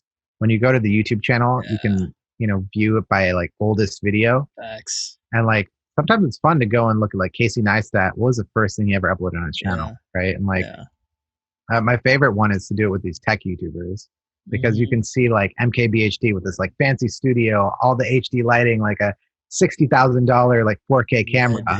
And then you go to his oldest video, he's like in his like dining room reviewing like a Logitech like portable charger or something like that. And it's just like the come up is real, but then it's also like, now he was doing this when it was boring, no one was watching, and he was just reviewing random tech. And like, now he's sitting interviewing like Mark Zuckerberg or Elon Musk, which is insane. But that's the world we live in now. So like, you literally never know who you're going to talk to, who you're going to link with, and like, that's why I think it's a lot harder nowadays to have like a 2-year plan, a 5-year plan, a 10-year plan, because like it's so hard to predict like where things will take you, like or like what's going to blow up. Like I'm pretty sure Charli D'Amelio was like actually like, wasn't she like a legit like dancer? Like she would do like dance competitions and stuff like that. Like she's an actual dancer. And she had probably no idea when she was doing any of that she would become like a social media superstar. And part of that would be definitely not, dude. Also TikTok, due to her dancing. Like who would have thought that TikTok would make you like a superstar? I used to trash TikTok when it was Musically. Like definitely. I used to see those ads and I used to be like, what the heck is going on? Like I never took it seriously. And right now I actually think that it's, as a social platform, it's doing so much better than any other platform right now. No, it's actually changing the whole social media industry. Basically every social media is copying TikTok now. YouTube is coming out with their shorts, Instagram Reels, Snapchat's already got something going on, something similar. So everyone's copying it. It's basically changing the whole landscape right now. What I think is crazy too is like you're seeing people with a lot of money that are trying to copy it, right? Like, and as much as I hate to say it, because I think Jeffrey Katzenberg was a big part of the Disney Renaissance as well. I mentioned him as some of the names, but he was more on the like business side of things. And I think it shows because he comes out with Quibi and it's vertical storytelling, short form, but I think he played it all wrong, right? Like, I don't think that people are going to tune in for a 15-minute, video from Steven Spielberg that's worthy of an Oscar. I just don't think that the audience that's paying for HBO Max is going to pay for Quibi. I think the way to make Quibi work would have been to give Charli D'Amelio her own Keeping Up with the Kardashians style show on Quibi, or to give, like MKBHD his own tech review show. Like basically these creators that have these platforms where every time Charli goes on TikTok, she can, advertise, I have a show on Quibi. The same way that the Ball brothers are making, like Jello Ball is making hundreds of thousands of dollars starring in a Facebook show. More than he would make in the G League. Like there's other avenues now to monetize that. And it's like, I bet you there's some players that are in the G League that wish they were Jello. Like 100%. that are like struggling on minimum contracts, like staying at like Motel 8s. I mean, obviously not with the pandemic, but like, I think that even if Jello never makes a team, the fact that this many people know his name. He can do whatever he wants. Like he can sell merch. He can like, if he does an autograph signing, people will show up. 100%. Like, and I think that that's valuable, and it sucks in some respects, but I think it's empowering in a lot of other ways where it's like he just sends sunglasses. Sunglass exclusive autograph signing. I wish he would lean into shit like that. That would actually be impressive. Bro, that'd be fire. That would actually be fire. That'd be so funny. I'll be like, hey, this is if Virgil was really smart, he would do a brand deal with Jello. Make sunglasses. With signed sunglasses. Bro. He would do like that. I honestly think or like Ray-Ban or something. To that stuff. Yeah. It's just a chain. Yeah. It's a handcuffs. Honestly, if I'm a sunglass brand or manufacturer, I would have hit Jello up like ASAP and like, yo, be the face of our brand. Like, we don't care. Like, I mean, once you're sure that like its eligibility stuff and everything is out of the way, like, because Melo got in trouble for having a pair of shoes out. Like, exactly. Yeah. But at the same time, he still found a way to end up in Australia, which I think again is a groundbreaking move. Yeah, like, it's huge. I think in a decade that will be viewed as a lot bigger deal than it is right now, because like this dude went to Lithuania, he came back and played high school, then he went back to Australia. Like that journey to the NBA. I mean, look, they're changing the rule in a couple of years. Yeah. Right. Like, I mean, also if like he pans out to actually be like, even if he's just an all-star, not even a superstar, but like just barely an all-star, that would be like, oh, that's a path someone out of high school can easily take. Because like, I mean, even if you look at Luka right now, he played 100%. He played in Europe. He has that like professional. He didn't just play; he was the MVP. MVP, facts. Yeah, he played like MVP at like 16 or something. Dude, he was carrying that squad. Yeah, and he played in like Spain, which isn't like, it's not an easy like. Well, see, that's the other thing. Like, these are good leagues. There's good players. It's not like just like a random ass league. It's like he was an MVP in a really, really good league, and then now obviously he's like the next LeBron. Like people are already calling like, oh, he's gonna be the greatest. He's gonna be in the MVP conversation soon in the NBA. Yeah. Yeah. He was third in the voting this year. Yeah. Exactly. Yeah. That's insane at his age. Yeah. Exactly. I mean, like that's again, knock on wood, but like that's D Rose level, right? Yeah, like 100%. D Rose's MVP season to this day is still it's amazing. One of the single most amazing basketball seasons. And you pair that with like just the iconic calls, like the too big, too strong, too fast. Like, can he go any higher? Stacey King, dude. Absolute legend. Like the dunk on Dragic, the dunk in the playoffs against the Heat on like Joel Anthony. The double pump reverse. Oh my God. Yeah, the can he go higher? Like Derrick Rose, what if you were alive when that was happening? Like I can't imagine. Like it was I don't know what it was. It was like it was probably like one of the most fun things that you just talk about all the time. He was such a spectacle. He was legitimate spectacle. Chicago kid. Exactly. To be they had like what, like an 8% chance? Yeah. At the first pick or something like that year. Yeah. And it's like a lot of people forget that Beasley was like that draft like Beasley like that was the Michael Beasley draft, right? Yeah. Michael Beasley was too. Oh my God. Yeah, that was and man, D Rose just one of those players that like, from the jump he was so good. Yeah, because like for us we were in middle school, so it was like middle school you're already like it was amazing, going through middle school shit. But then it's like on top of that, there's like there's a kid out of Chicago, so it's like he grew up like 45 minutes away from me, and now he's MVP. Like but and the way that he did it too, like exactly. Even that those first few years in the league, right? Like I'll never forget those 2009 playoffs. I think it was against the Celtics. Where it was just every game was going to like overtime and like that. To me, that was D Rose's like I'm here, like get to know who I am, like coming out party series. Like the same way that for Paul George it was against the Heat.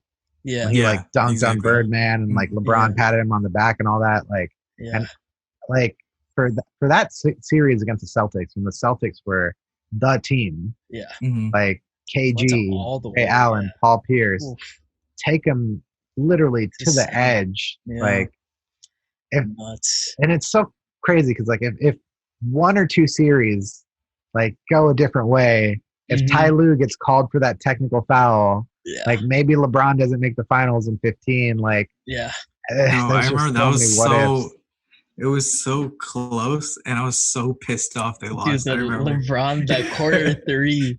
I was so pissed. I was like, "What the?" Like, yeah, because like I think Jimmy Butler might have scored. I was like, "Oh, it's over." And then I remember it was in the United Center. So like when LeBron scores that corner, everything's silent. So I was like, "Oh, there's got to be a foul or something." Like something it was happened. Crazy. But It was like, crazy. That game winner was the worst. Like, because you're right. I think Jimmy Butler hit a shot right before that. And I think prior to that, D Rose had a couple of big buckets too. Like, Jimmy, like, I'm so I'm happy he's in Miami. Like, I mean, like he finally doing well. Like, dude, I'm pissed they screwed it up in Chicago for him though, man. Yeah, exactly. That's the thing. I loved him here. I loved him here. Bro, and he was built for the Bulls. Like, that was his team. Like, he actually loved playing for Tibbs. Like, that team just like to me, of the 2000s, if you're going to talk about like the biggest what if teams, I think there's two, right? And the first one is always going to be the Westbrook, Harden, KD. What if they stayed together? Ibaka, they're fully healthy. Like, that's always going to be the biggest what if, right? Because all three of those guys are MVPs. But if you're going to look at the second biggest what if team of that decade, I think it's those Bulls, right? With like Noah, Butler, Rose, like Taj Gibson, Nate Robb, like Tibbs made DJ Augustine look serviceable. Off the bench, like, dude, the beast. I think that Luol Deng. Yeah, you can't forget about Luol Deng. OG. I mean, even when they brought back Kyle Korver, like, I appreciated that. Like, I think that Bulls team had so much potential, and I wish that one of those years they had gotten further. Because like, it's just a shame that we never got to see them go any further than that Eastern Conference Finals. It was amazing, man. It's like they got so close, and then D Rose gets injured. He comes back the next season, and then he gets injured again, and then we're just waiting, and then he comes back for like one final run, and then it's like, oh, damn, still didn't work. It's like, over. I think he'll probably end up signing with the Bulls to end his career. I hope so. I hope so. I think he's gonna have like a goodbye tour. I want to go see him if he comes. Dude.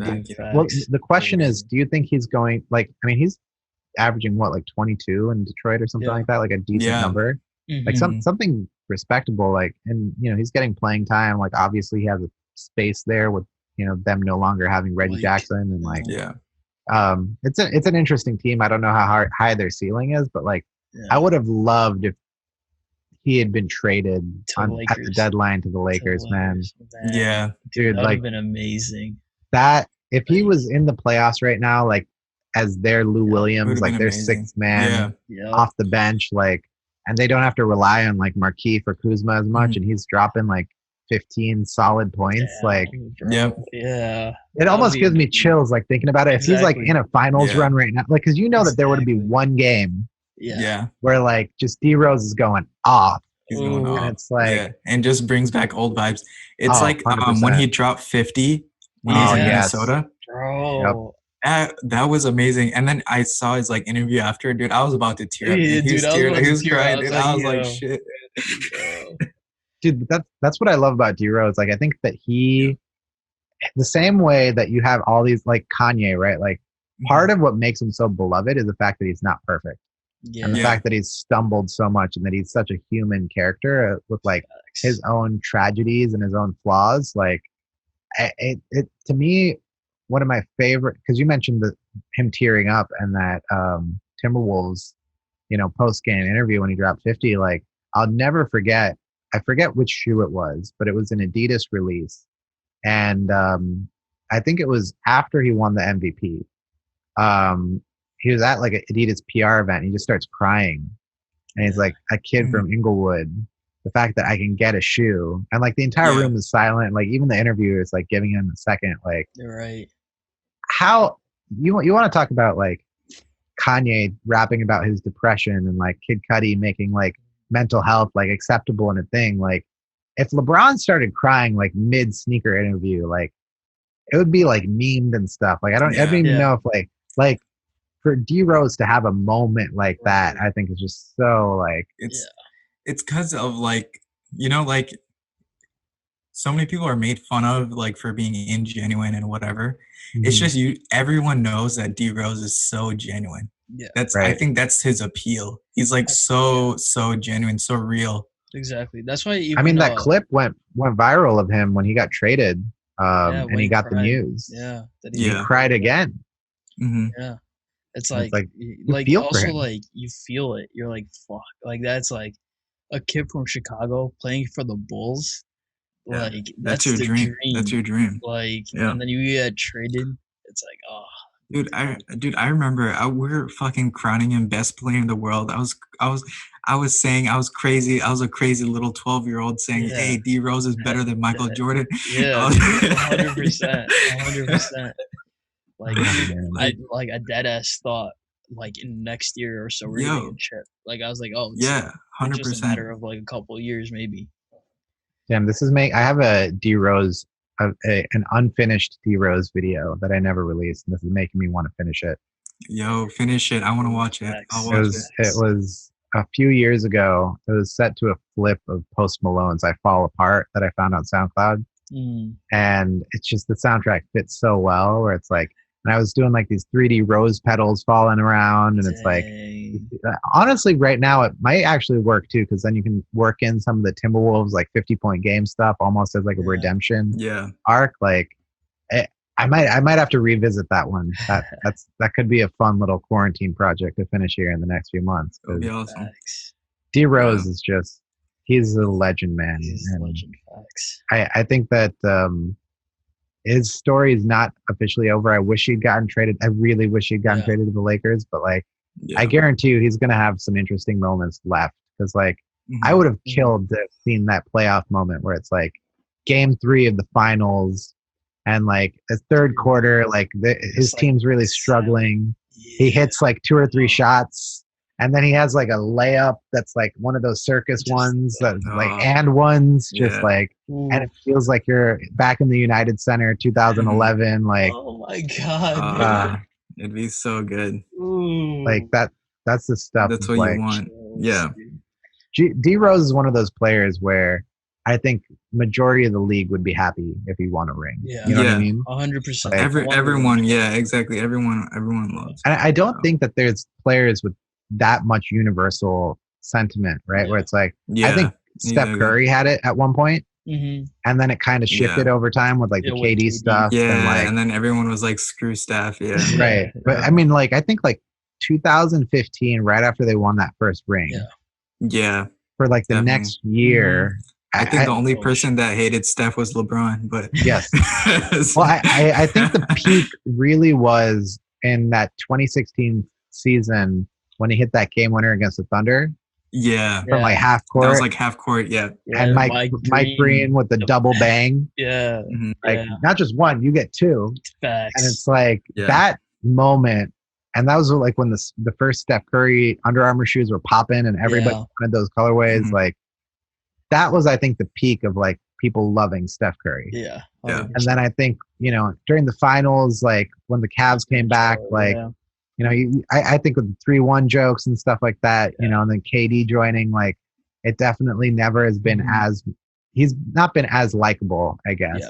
Like, and now even like from time to time, like there'll be some random story with him and like Aisha where it's like, I still appreciate them, but like, you know, they've done some corny stuff. Exactly. Yeah, it's a little over the top. Yeah, definitely.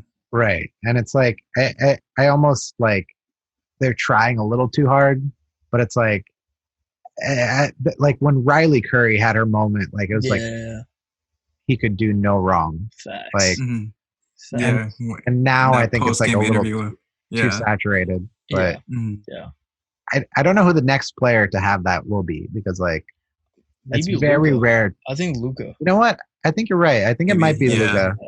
Because when he hit that game winner, just overwhelming love. Yeah, because everyone's like, everyone's kind of rooting for him. You're like, okay. I think that's a reaction to how people treated him when he got drafted for overlooking him. Yeah. I almost feel like people are overcompensating. Yeah. They're like, let me gas him up even more now. Yeah. Like, Facts. because Facts. people were writing him off and saying like, oh, Trae Young, like we're not going to draft him. Like, But if you're a Kings fan, I would be sick. Yeah. Dude. Yeah. Bro. Like, for real. That combo of like Luka and De'Aaron together for the next 5 years. Freaking Marvin and you Bagley. Buddy Hield, you had Buddy Hield there still. That would have been tough. Yeah. I mean, Luka's gonna be so good though. Luka's gonna be He's gonna be really, really good. He's got the personality. He's likable. Like he's an international marketable star. Like he's got the step back. Like he's got a signature move. Like and I think Mark Cuban is smart enough to pay him to keep him around. Yeah, definitely. He's got like a good young combo.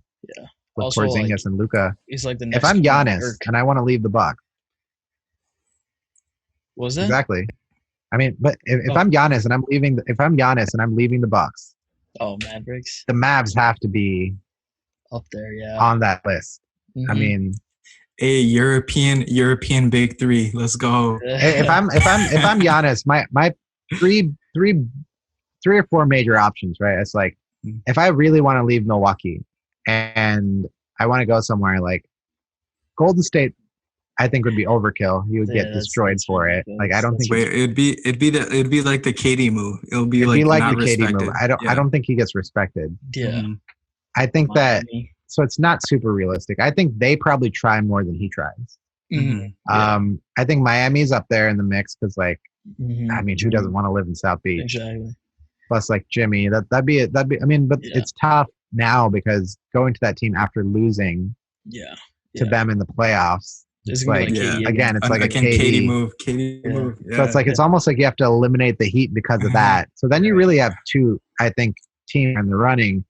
I think the first one might actually be the Raptors because again, it's almost a situation where it's like they're probably a little bit on the older side. I don't think it's the same as a Kawhi situation, but it would be a plug and play where it's like theoretically he could fit in with Siakam and like some of their younger guys. The problem is that like Ibaka and Gasol are getting too old. Lowry's getting way older. Like, and then you look at the Mavs where it's the opposite situation. They just made the playoffs. They have Luka. They have Porzingis. They have Hardaway Jr. They're all young. They actually challenged the Clippers a little bit. Also, you had Giannis to that team. Great. Ownership, I think, is huge. Yeah. Ownership, they have a great ownership. Like, and it's a big enough market. Like, Giannis in Texas probably like. I feel like his personality kind of works. It's an interesting dynamic. Also, like that. That's honestly, it's like a almost San Antonio-esque. Yeah. Well, because of Dirk, it almost has like a It already has an infrastructure of like we've had an international superstar. Like if they lean into that and say Luka, Porzingis, Giannis, the European big three, and it's like a young team that in the Western Conference would do damage. Like, if I'm Giannis, I see that as like 5-year. It's like a supersized San Antonio, actually. Yeah. It's like everyone's just bigger. Giannis is huge. Porzingis is huge. Luka's huge. They're all huge for their positions. It's crazy. Luka is like a 6'7" point guard. Is unbelievable too. Like, insane. He's like what Ben Simmons was supposed to be. Like Ben Simmons was supposed to be like Luka, but I mean, he's like, but Ben Simmons was supposed to also have that athleticism, you know? True. Yeah, I don't know. True. I mean, like Luka's got like that Devin Booker jump shot. Like, yeah, exactly. It's cold, man. Dirty. It's cold. It is dirty. Too icy, and it's like if Ben Simmons had a Devin Booker-esque jumper, he would be unstoppable. Yeah, no, that'd be over. That'd be game. You call game on that. The Sixers have to be so sick to their stomach though, where it's like they see Jason Tatum and Jimmy Butler both in the Eastern Conference Finals, and they got out in the first round, and now they're having all these coaching like situation issues with honestly, D'Antoni. I think it's majorly a coaching problem rather than like a player problem, because like you're one shot away. They got exactly. They got to the Eastern Conference Finals and they lost by 1 shot. So it's more of a coaching issue than anything. And also they lost Jimmy Butler. That's another big thing, right? Right. But Jimmy and also I think JJ Redick. I think losing JJ Redick is an underrated loss. Huge. Yeah. Huge. JJ is really good, especially in the modern NBA. You need those shooters. You need a shooter. Yeah, you need a shooter. If you replace Danny Green with JJ, I think the Lakers automatically win the championship. Yeah, he's Danny Green such has been a good breaking. Shooter. Dude, yeah, Danny Green has been breaking it up. Horrible. He's been breaking everything recently. So I feel KCP's been playing better than Danny Green. Yeah, legit. That's I had that exact thought yesterday when they just won. I was like, I was watching and I was like, wait, KCP is hitting all of his wide open threes. Danny Green's breaking half of them. It's weird because I'm at a point where I'd rather Morris, or like Morris is going off hitting threes. Like even Anthony Davis is hitting his threes. Like I would almost rather have them or KCP shoot than Danny Green, which is saying Rondo's shooting better than Danny Green. Dude, I actually think Jamal Murray, by blocking Danny Green on that game winner where Anthony Davis hit the shot, he basically saved the Lakers. Exactly, because I think Danny Green bricks that shot. I think Danny Green misses, they get the rebound and they win. The game's over and they're up like 2-1. Thanks Jamal Murray. But because he blocked the Danny Green shot, Anthony Davis then had the chance to hit that three. So I actually think that block ended up costing them the game. Which is ironic, but like that's how bad Danny Green has been playing. And I don't want to trash him too much, but like you didn't do this in Toronto. Horribly. I mean, he wasn't even. People were saying like he wasn't even playing that well in Toronto either. Yeah, I mean, so he's been on the decline since like he left San Antonio. Yeah, that Raptors team doesn't get enough credit because like Van Vliet was hitting shots. Yo, that finals was amazing.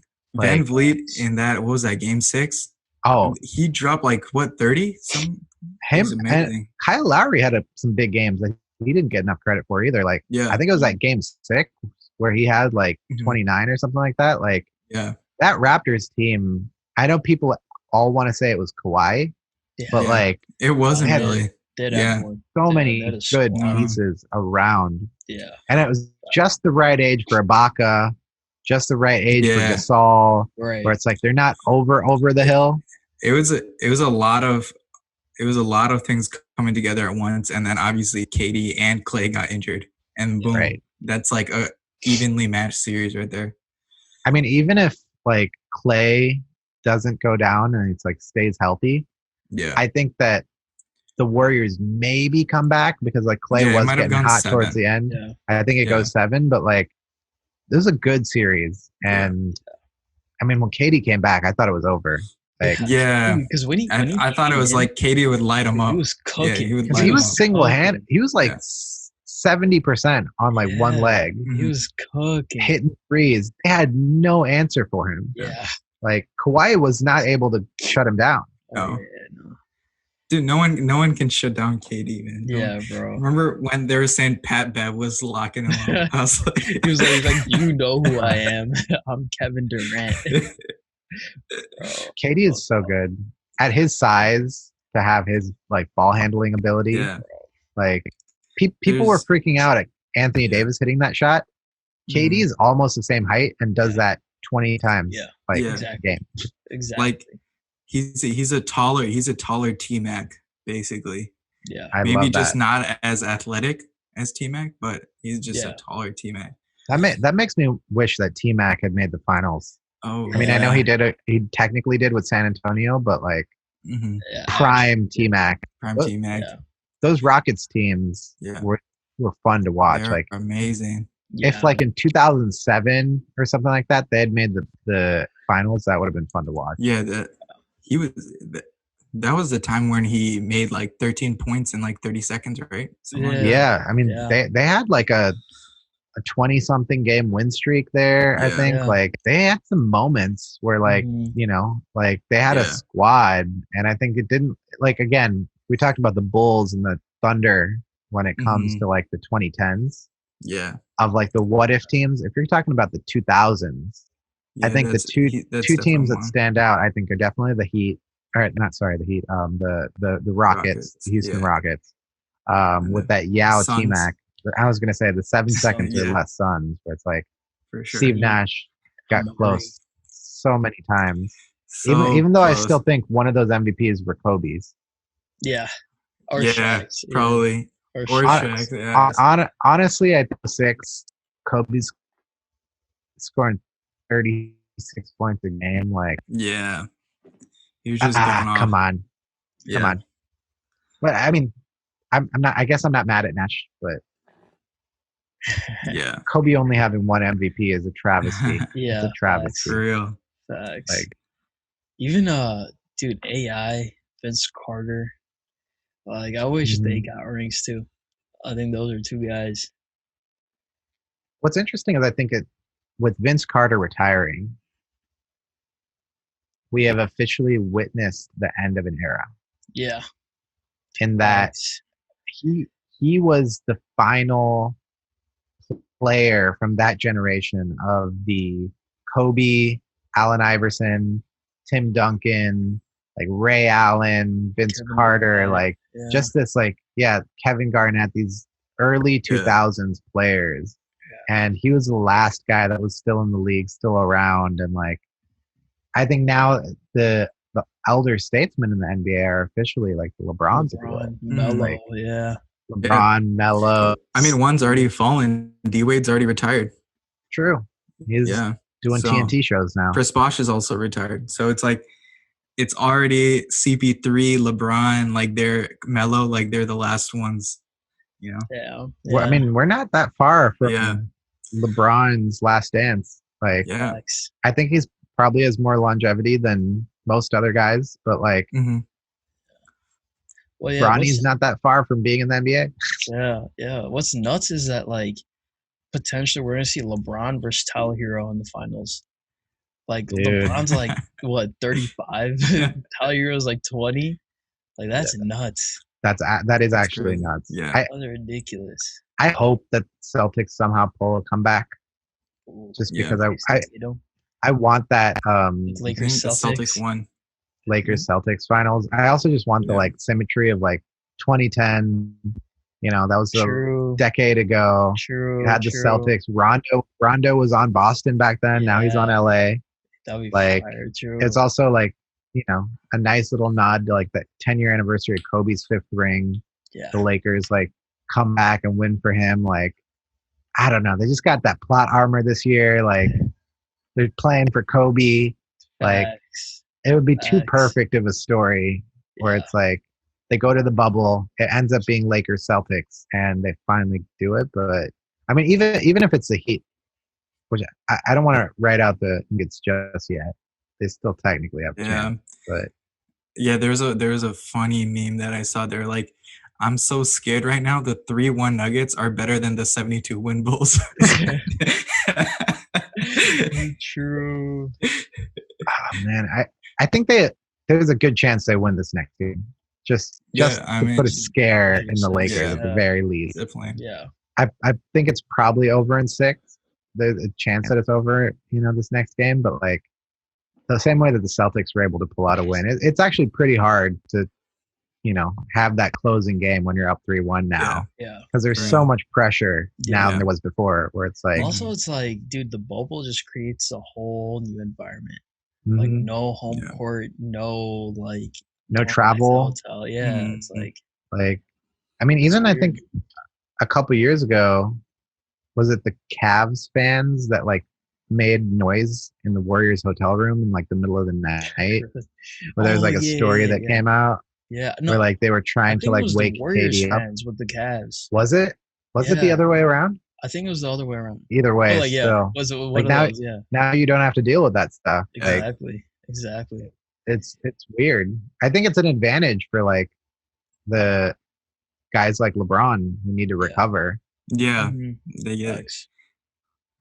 He gets all of his treatment. He doesn't have to hop on a plane. Yeah, like he's not having to like sit on the bus as long. Like literally, he's getting massaged and like getting his like Yeah, and there's cryo treatment flights back and forth. Like he's usually going from freaking Oakland to Cleveland. You know, back and forth, there's I believe there was a study done on circadian rhythms and the NBA, and they found that teams in the Western Conference distinctly had a disadvantage because of the time difference. Yeah. And so it's easier for teams on the East Coast to win games. Yeah, because it's just earlier for them versus exactly. West Coast. It's later for them. Yeah, exactly. Yeah.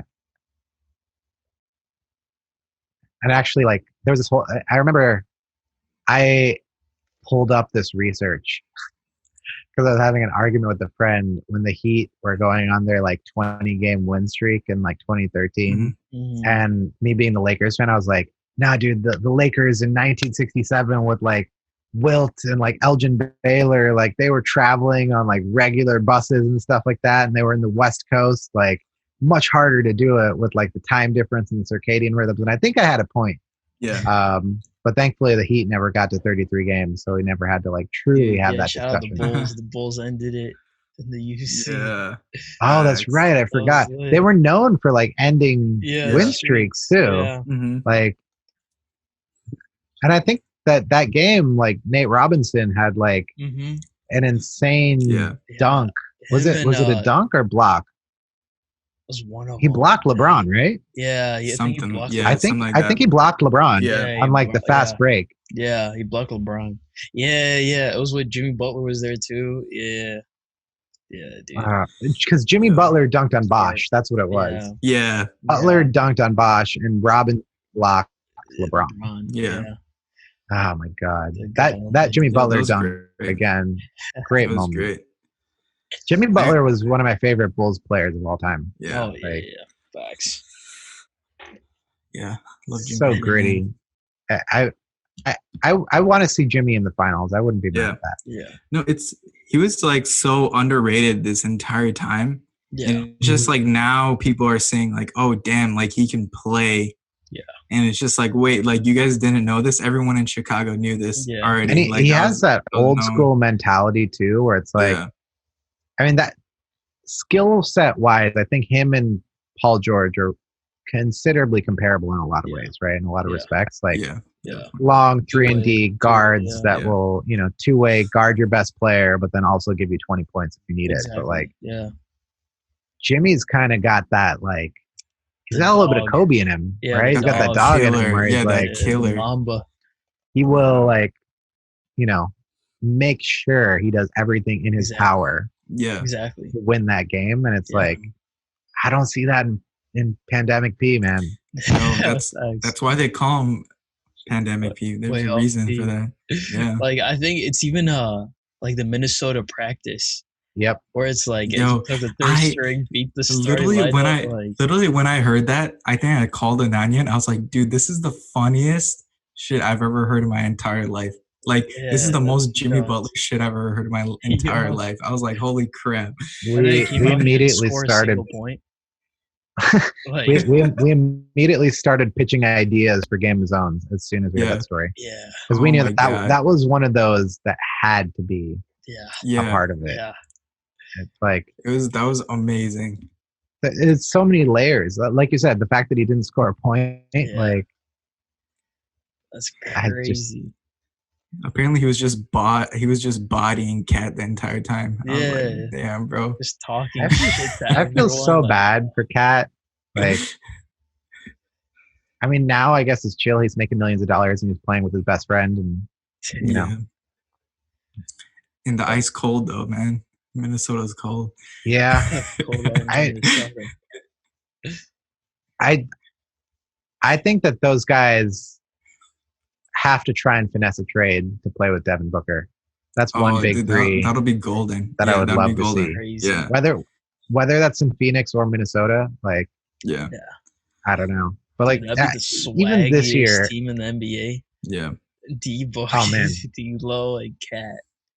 Devin, I mean, the Suns had. I mean, now we forget about it, but their win streak in the bubble was crazy. Yeah, dude, that was. Yeah, I don't know how the hell they went 8-0. And then, crazy. Well, then there was that whole like story about that girl and the team where she like, did you guys see that? Yeah. Off like some players or some shit. Yeah. Yeah, and it's like the Suns have had such a weird summer. It's like, how does next season even pan out? Where it's like, I like they have a good young team, but again, it's like they skipped out on Luka. Yeah. Like, Ayton's decent, but like, I don't know. It's like if I'm Devin Booker, even despite that win streak, I don't know if I'd still stay there. Like, yeah. I mean, in the bubble, they didn't have Kelly Oubre either. I think he was a huge piece during the regular season. True. So I mean, I wonder where. I don't even know where they could end up. That's like realistic or feasible, but like, I think Devin Booker in like a big market like Miami or LA would make a ton of sense. Yeah, facts. Like what Kuzma thinks he is, Devin Booker actually is. Yeah, he is. Yeah, facts. And it's like if you put Devin Booker in LA as like the young Kobe disciple who's had these scoring games, who like that'd be sick. If that's like somehow if they re-sign Anthony Davis and then like down the line once LeBron retires, they like pair him with a guy like Devin Booker, I'd love to see that. Like that'd be amazing. Yeah. There were like when Kyle Kuzma and Michael Porter were going at it, they were like, this is the light skin wars. I was like, oh my god. Dude, that was the funniest shit ever. Yo, Michael Porter got Kuz twice though. He freaking faked him out twice during that game. He's actually he's nice. He's actually good. He doesn't play any D, but he's nice. He's like athletic. Flashy, but exactly. Super but athletic. I can't support him. Maga Porter Jr. After all the COVID stuff and like conspiracy theories, I'm like anti-masker, man. He's an anti-masker. Him and Dwight Howard. It's just like, why you got to ruin?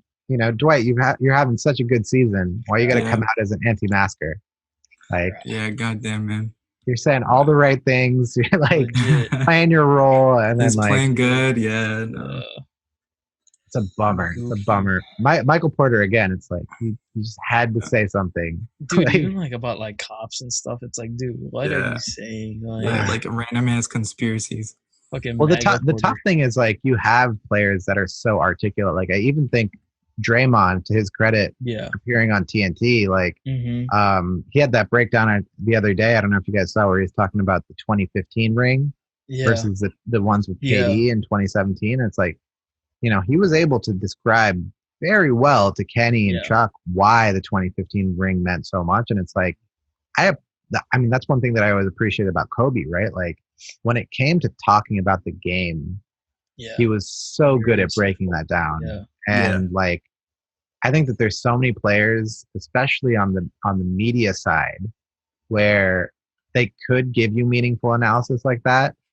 But instead of those guys getting promoted, you get like the Kendrick Perkins of the world that are just like out here spouting hot takes. Yeah. Russell Westbrook is the greatest Thunder player ever. Kendrick Perkins should not be an analyst. Dude, even like the KD Kendrick Perkins Twitter beef seems like so long ago. Oh my god, everything seems so long ago. Like yo, Game of Zones, our finale happened this year, and it feels like 2 years ago. Dude, like, it's crazy. Time has slowed during this quarantine for sure. And the weird thing is, I really don't think we're like that far into it. I still think we have like a decent amount of time. We have a while left till that vaccine comes out. So also, like I was thinking, like right now it's fine just because it's warm outside. You can go out, you can do whatever. Mm-hmm. Once it starts like snowing and it gets cold, people are gonna go crazy. This holiday season is gonna be such a shit show. Oh, it's horrible, dude. This is the perfect time for PS5 to come out. 100%. What else are you gonna do?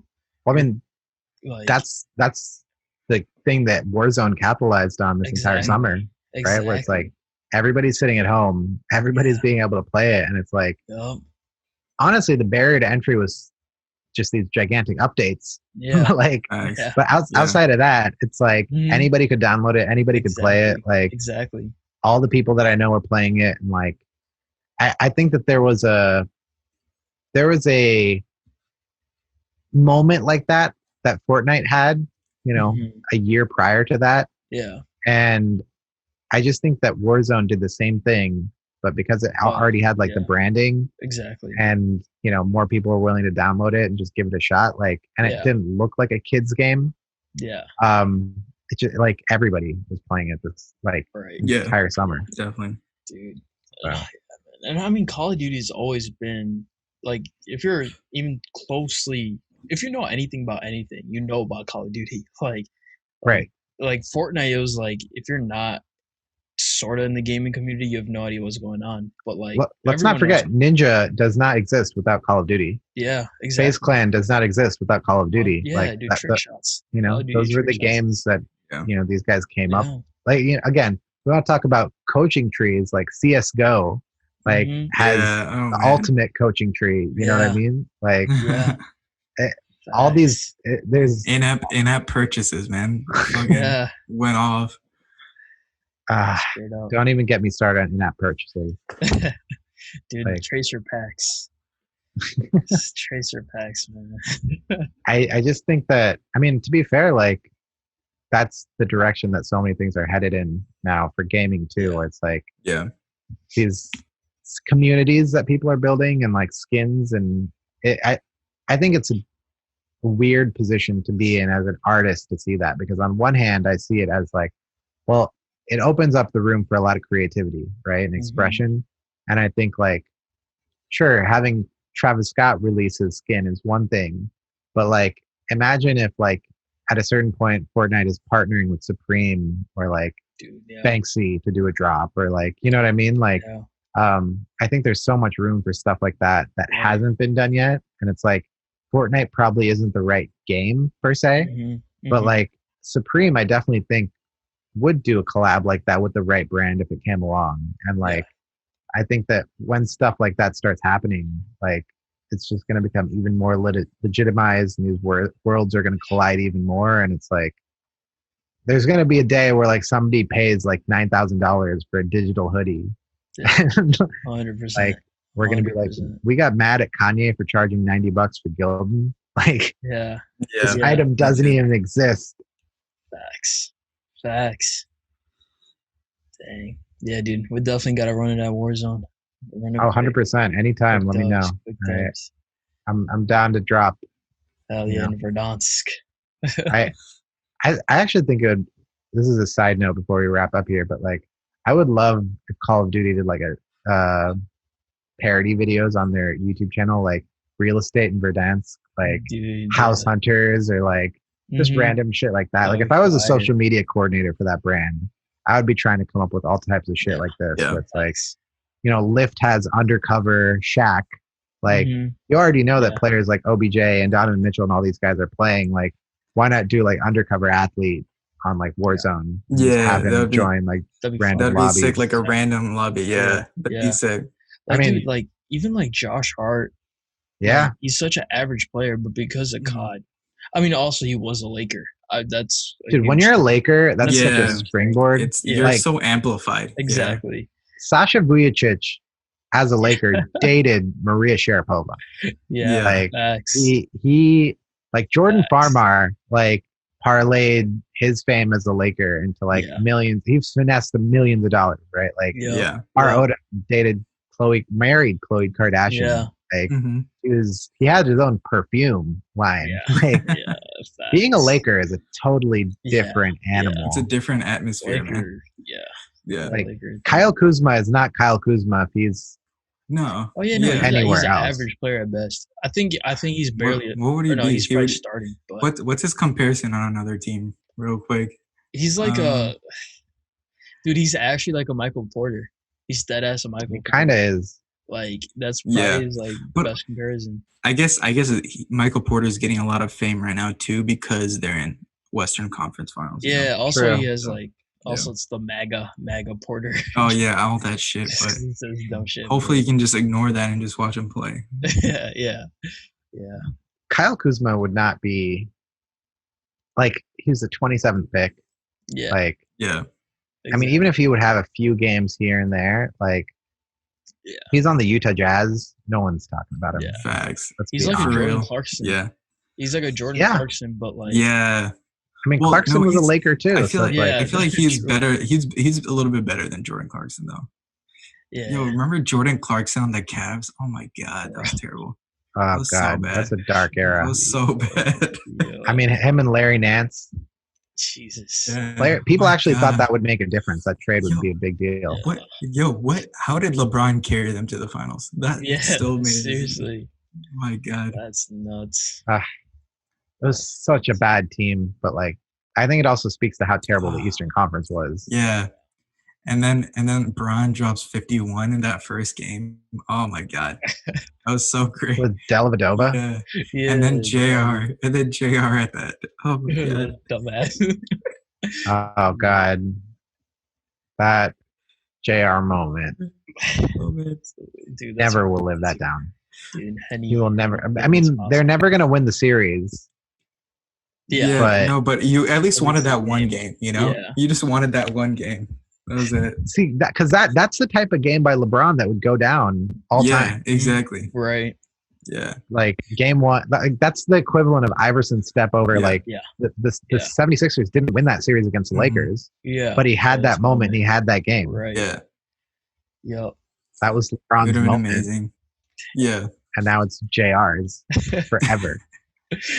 God. Oh man. And to LeBron's credit, he still has JR on the Lakers now. Mm-hmm. Yeah. Oh my God. After AD hit that shot, JR just like was freaking running around like. Oh God. Dude. The Lakers bench cast is so interesting, man. Dude, like, Jared Dudley. You look. This is a human victory cigar, like, man. Yeah, you're like, what is the Lakers doing? But then it's like kind of works, and you're like, what is going on here? I never expected it to work this well. Like, it works amazing. Yeah, dude, like I mean, just think of people. It's like Rondo, JR, waiters. I think Rondo once wore like a shirt that said like LeBron is a bitch or something like that. Yep. It was like to a restaurant, and there's like that the waitress like taking a photo of like pointing at the shirt or whatever. Yeah. It's crazy. And then now they're playing together as teammates. And Rondo arguably is the third best player on the court at any given time. Facts. Because like for the Lakers. But like I mean, because Danny Green hasn't been showing up. Yeah. Like he should be. Like KCP's had that 18-point game. He's been doing decent. Like Morris has been playing his role, but like Kuzma hasn't shown up. Yeah, Kuzma. Like he's got a couple buckets here or there, but like he needed to have like a 20-point game at some point. He's just had some energy buckets. Like, oh, let me get this little dunk here. And it's almost always on like a LeBron assist too. It's never on like exactly. Yeah. Exactly. Like Rondo's literally ripping, back-to-back steals on Jamal Murray. Yep. In like the fourth quarter of these games on some like CP3 shit. Yeah. Mm-hmm. And like Kuzma's had nothing. Yeah. That's why I wish they had D Rose, man. Facts. For real. That would have been amazing. Perfect circle moment. But yeah, man. We'll see what happens. It'll be some interesting games coming up. Yeah, facts. I hope that the Lakers win 6. That's my prediction. Yeah. I hope they just win next game. And I hope they they're just chilling. Just end it. Just end it real quick. I mean, it would be kind of fun to watch it go to 7, just to scare them a little bit. It would be fun. Yeah. Dude, I would love to see Jamal Murray. Jamal Murray's so good. Like crazy. The league is in good hands. Yeah. And like they got some good stars coming. Donovan, like Luka, like yeah. Even the Jokic Murray combo, like it's nice. Bro, I'm not as worried about the post LeBron era. Mm-hmm. Like I'm totally fine. I was scared. I was like, yo, who's the next after LeBron? But it's like, who cares? Like there's a lot of good stars right now. 100%. It's like there's a lot of good stars. Yeah. I think that we're gonna go into a stage where post LeBron there isn't as much of a central figure. I think like that a clear leader. Yeah, exactly. We're going into an NBA renaissance where there's really going to be a lot of good players on a lot of different teams. And it might be like 70s esque. Yeah. 70s 80s esque where like Magic Johnson and Larry Bird, there might be like two figures that pull out, and then it'll go back. Okay, maybe the next LeBron, maybe the next Jordan will pop up later. You know? Yeah. I like Zion, but I don't know if he's like LeBron transcendent. Yeah, like transcendent. Caliber. Yeah. You know? Yeah, like I could see Luka. I could see maybe if Giannis actually gets somewhere in the playoffs next season, you know, like maybe they take charge, but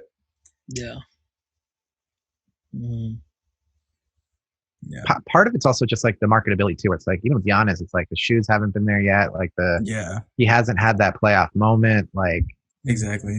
I think like Luka strikes me as the one with the most potential because like he had that game winner. He stepped up. Like exactly in an interesting market where he's going to get paid. Like there's nobody on his team. Like honestly, on the Pelicans, I even think that Brandon Ingram, people are sleeping on him. Like he's really good too. Yeah. Like he's been playing really well. That's going to be a scary team. He's like 0.8 of KD. Like, I mean, which is saying something. KD's an all-time great. Like, if I was 0.1 of KD, like I'm probably in the G League right now. Like, that's how good KD is. Let's be honest. But what are y'all's predictions for the finals? I think Lakers, Miami, Lakers and 5. Yeah, I think I want the Heat to go there because I want to see. That's gonna be a good matchup. It's also like LeBron against his old coach.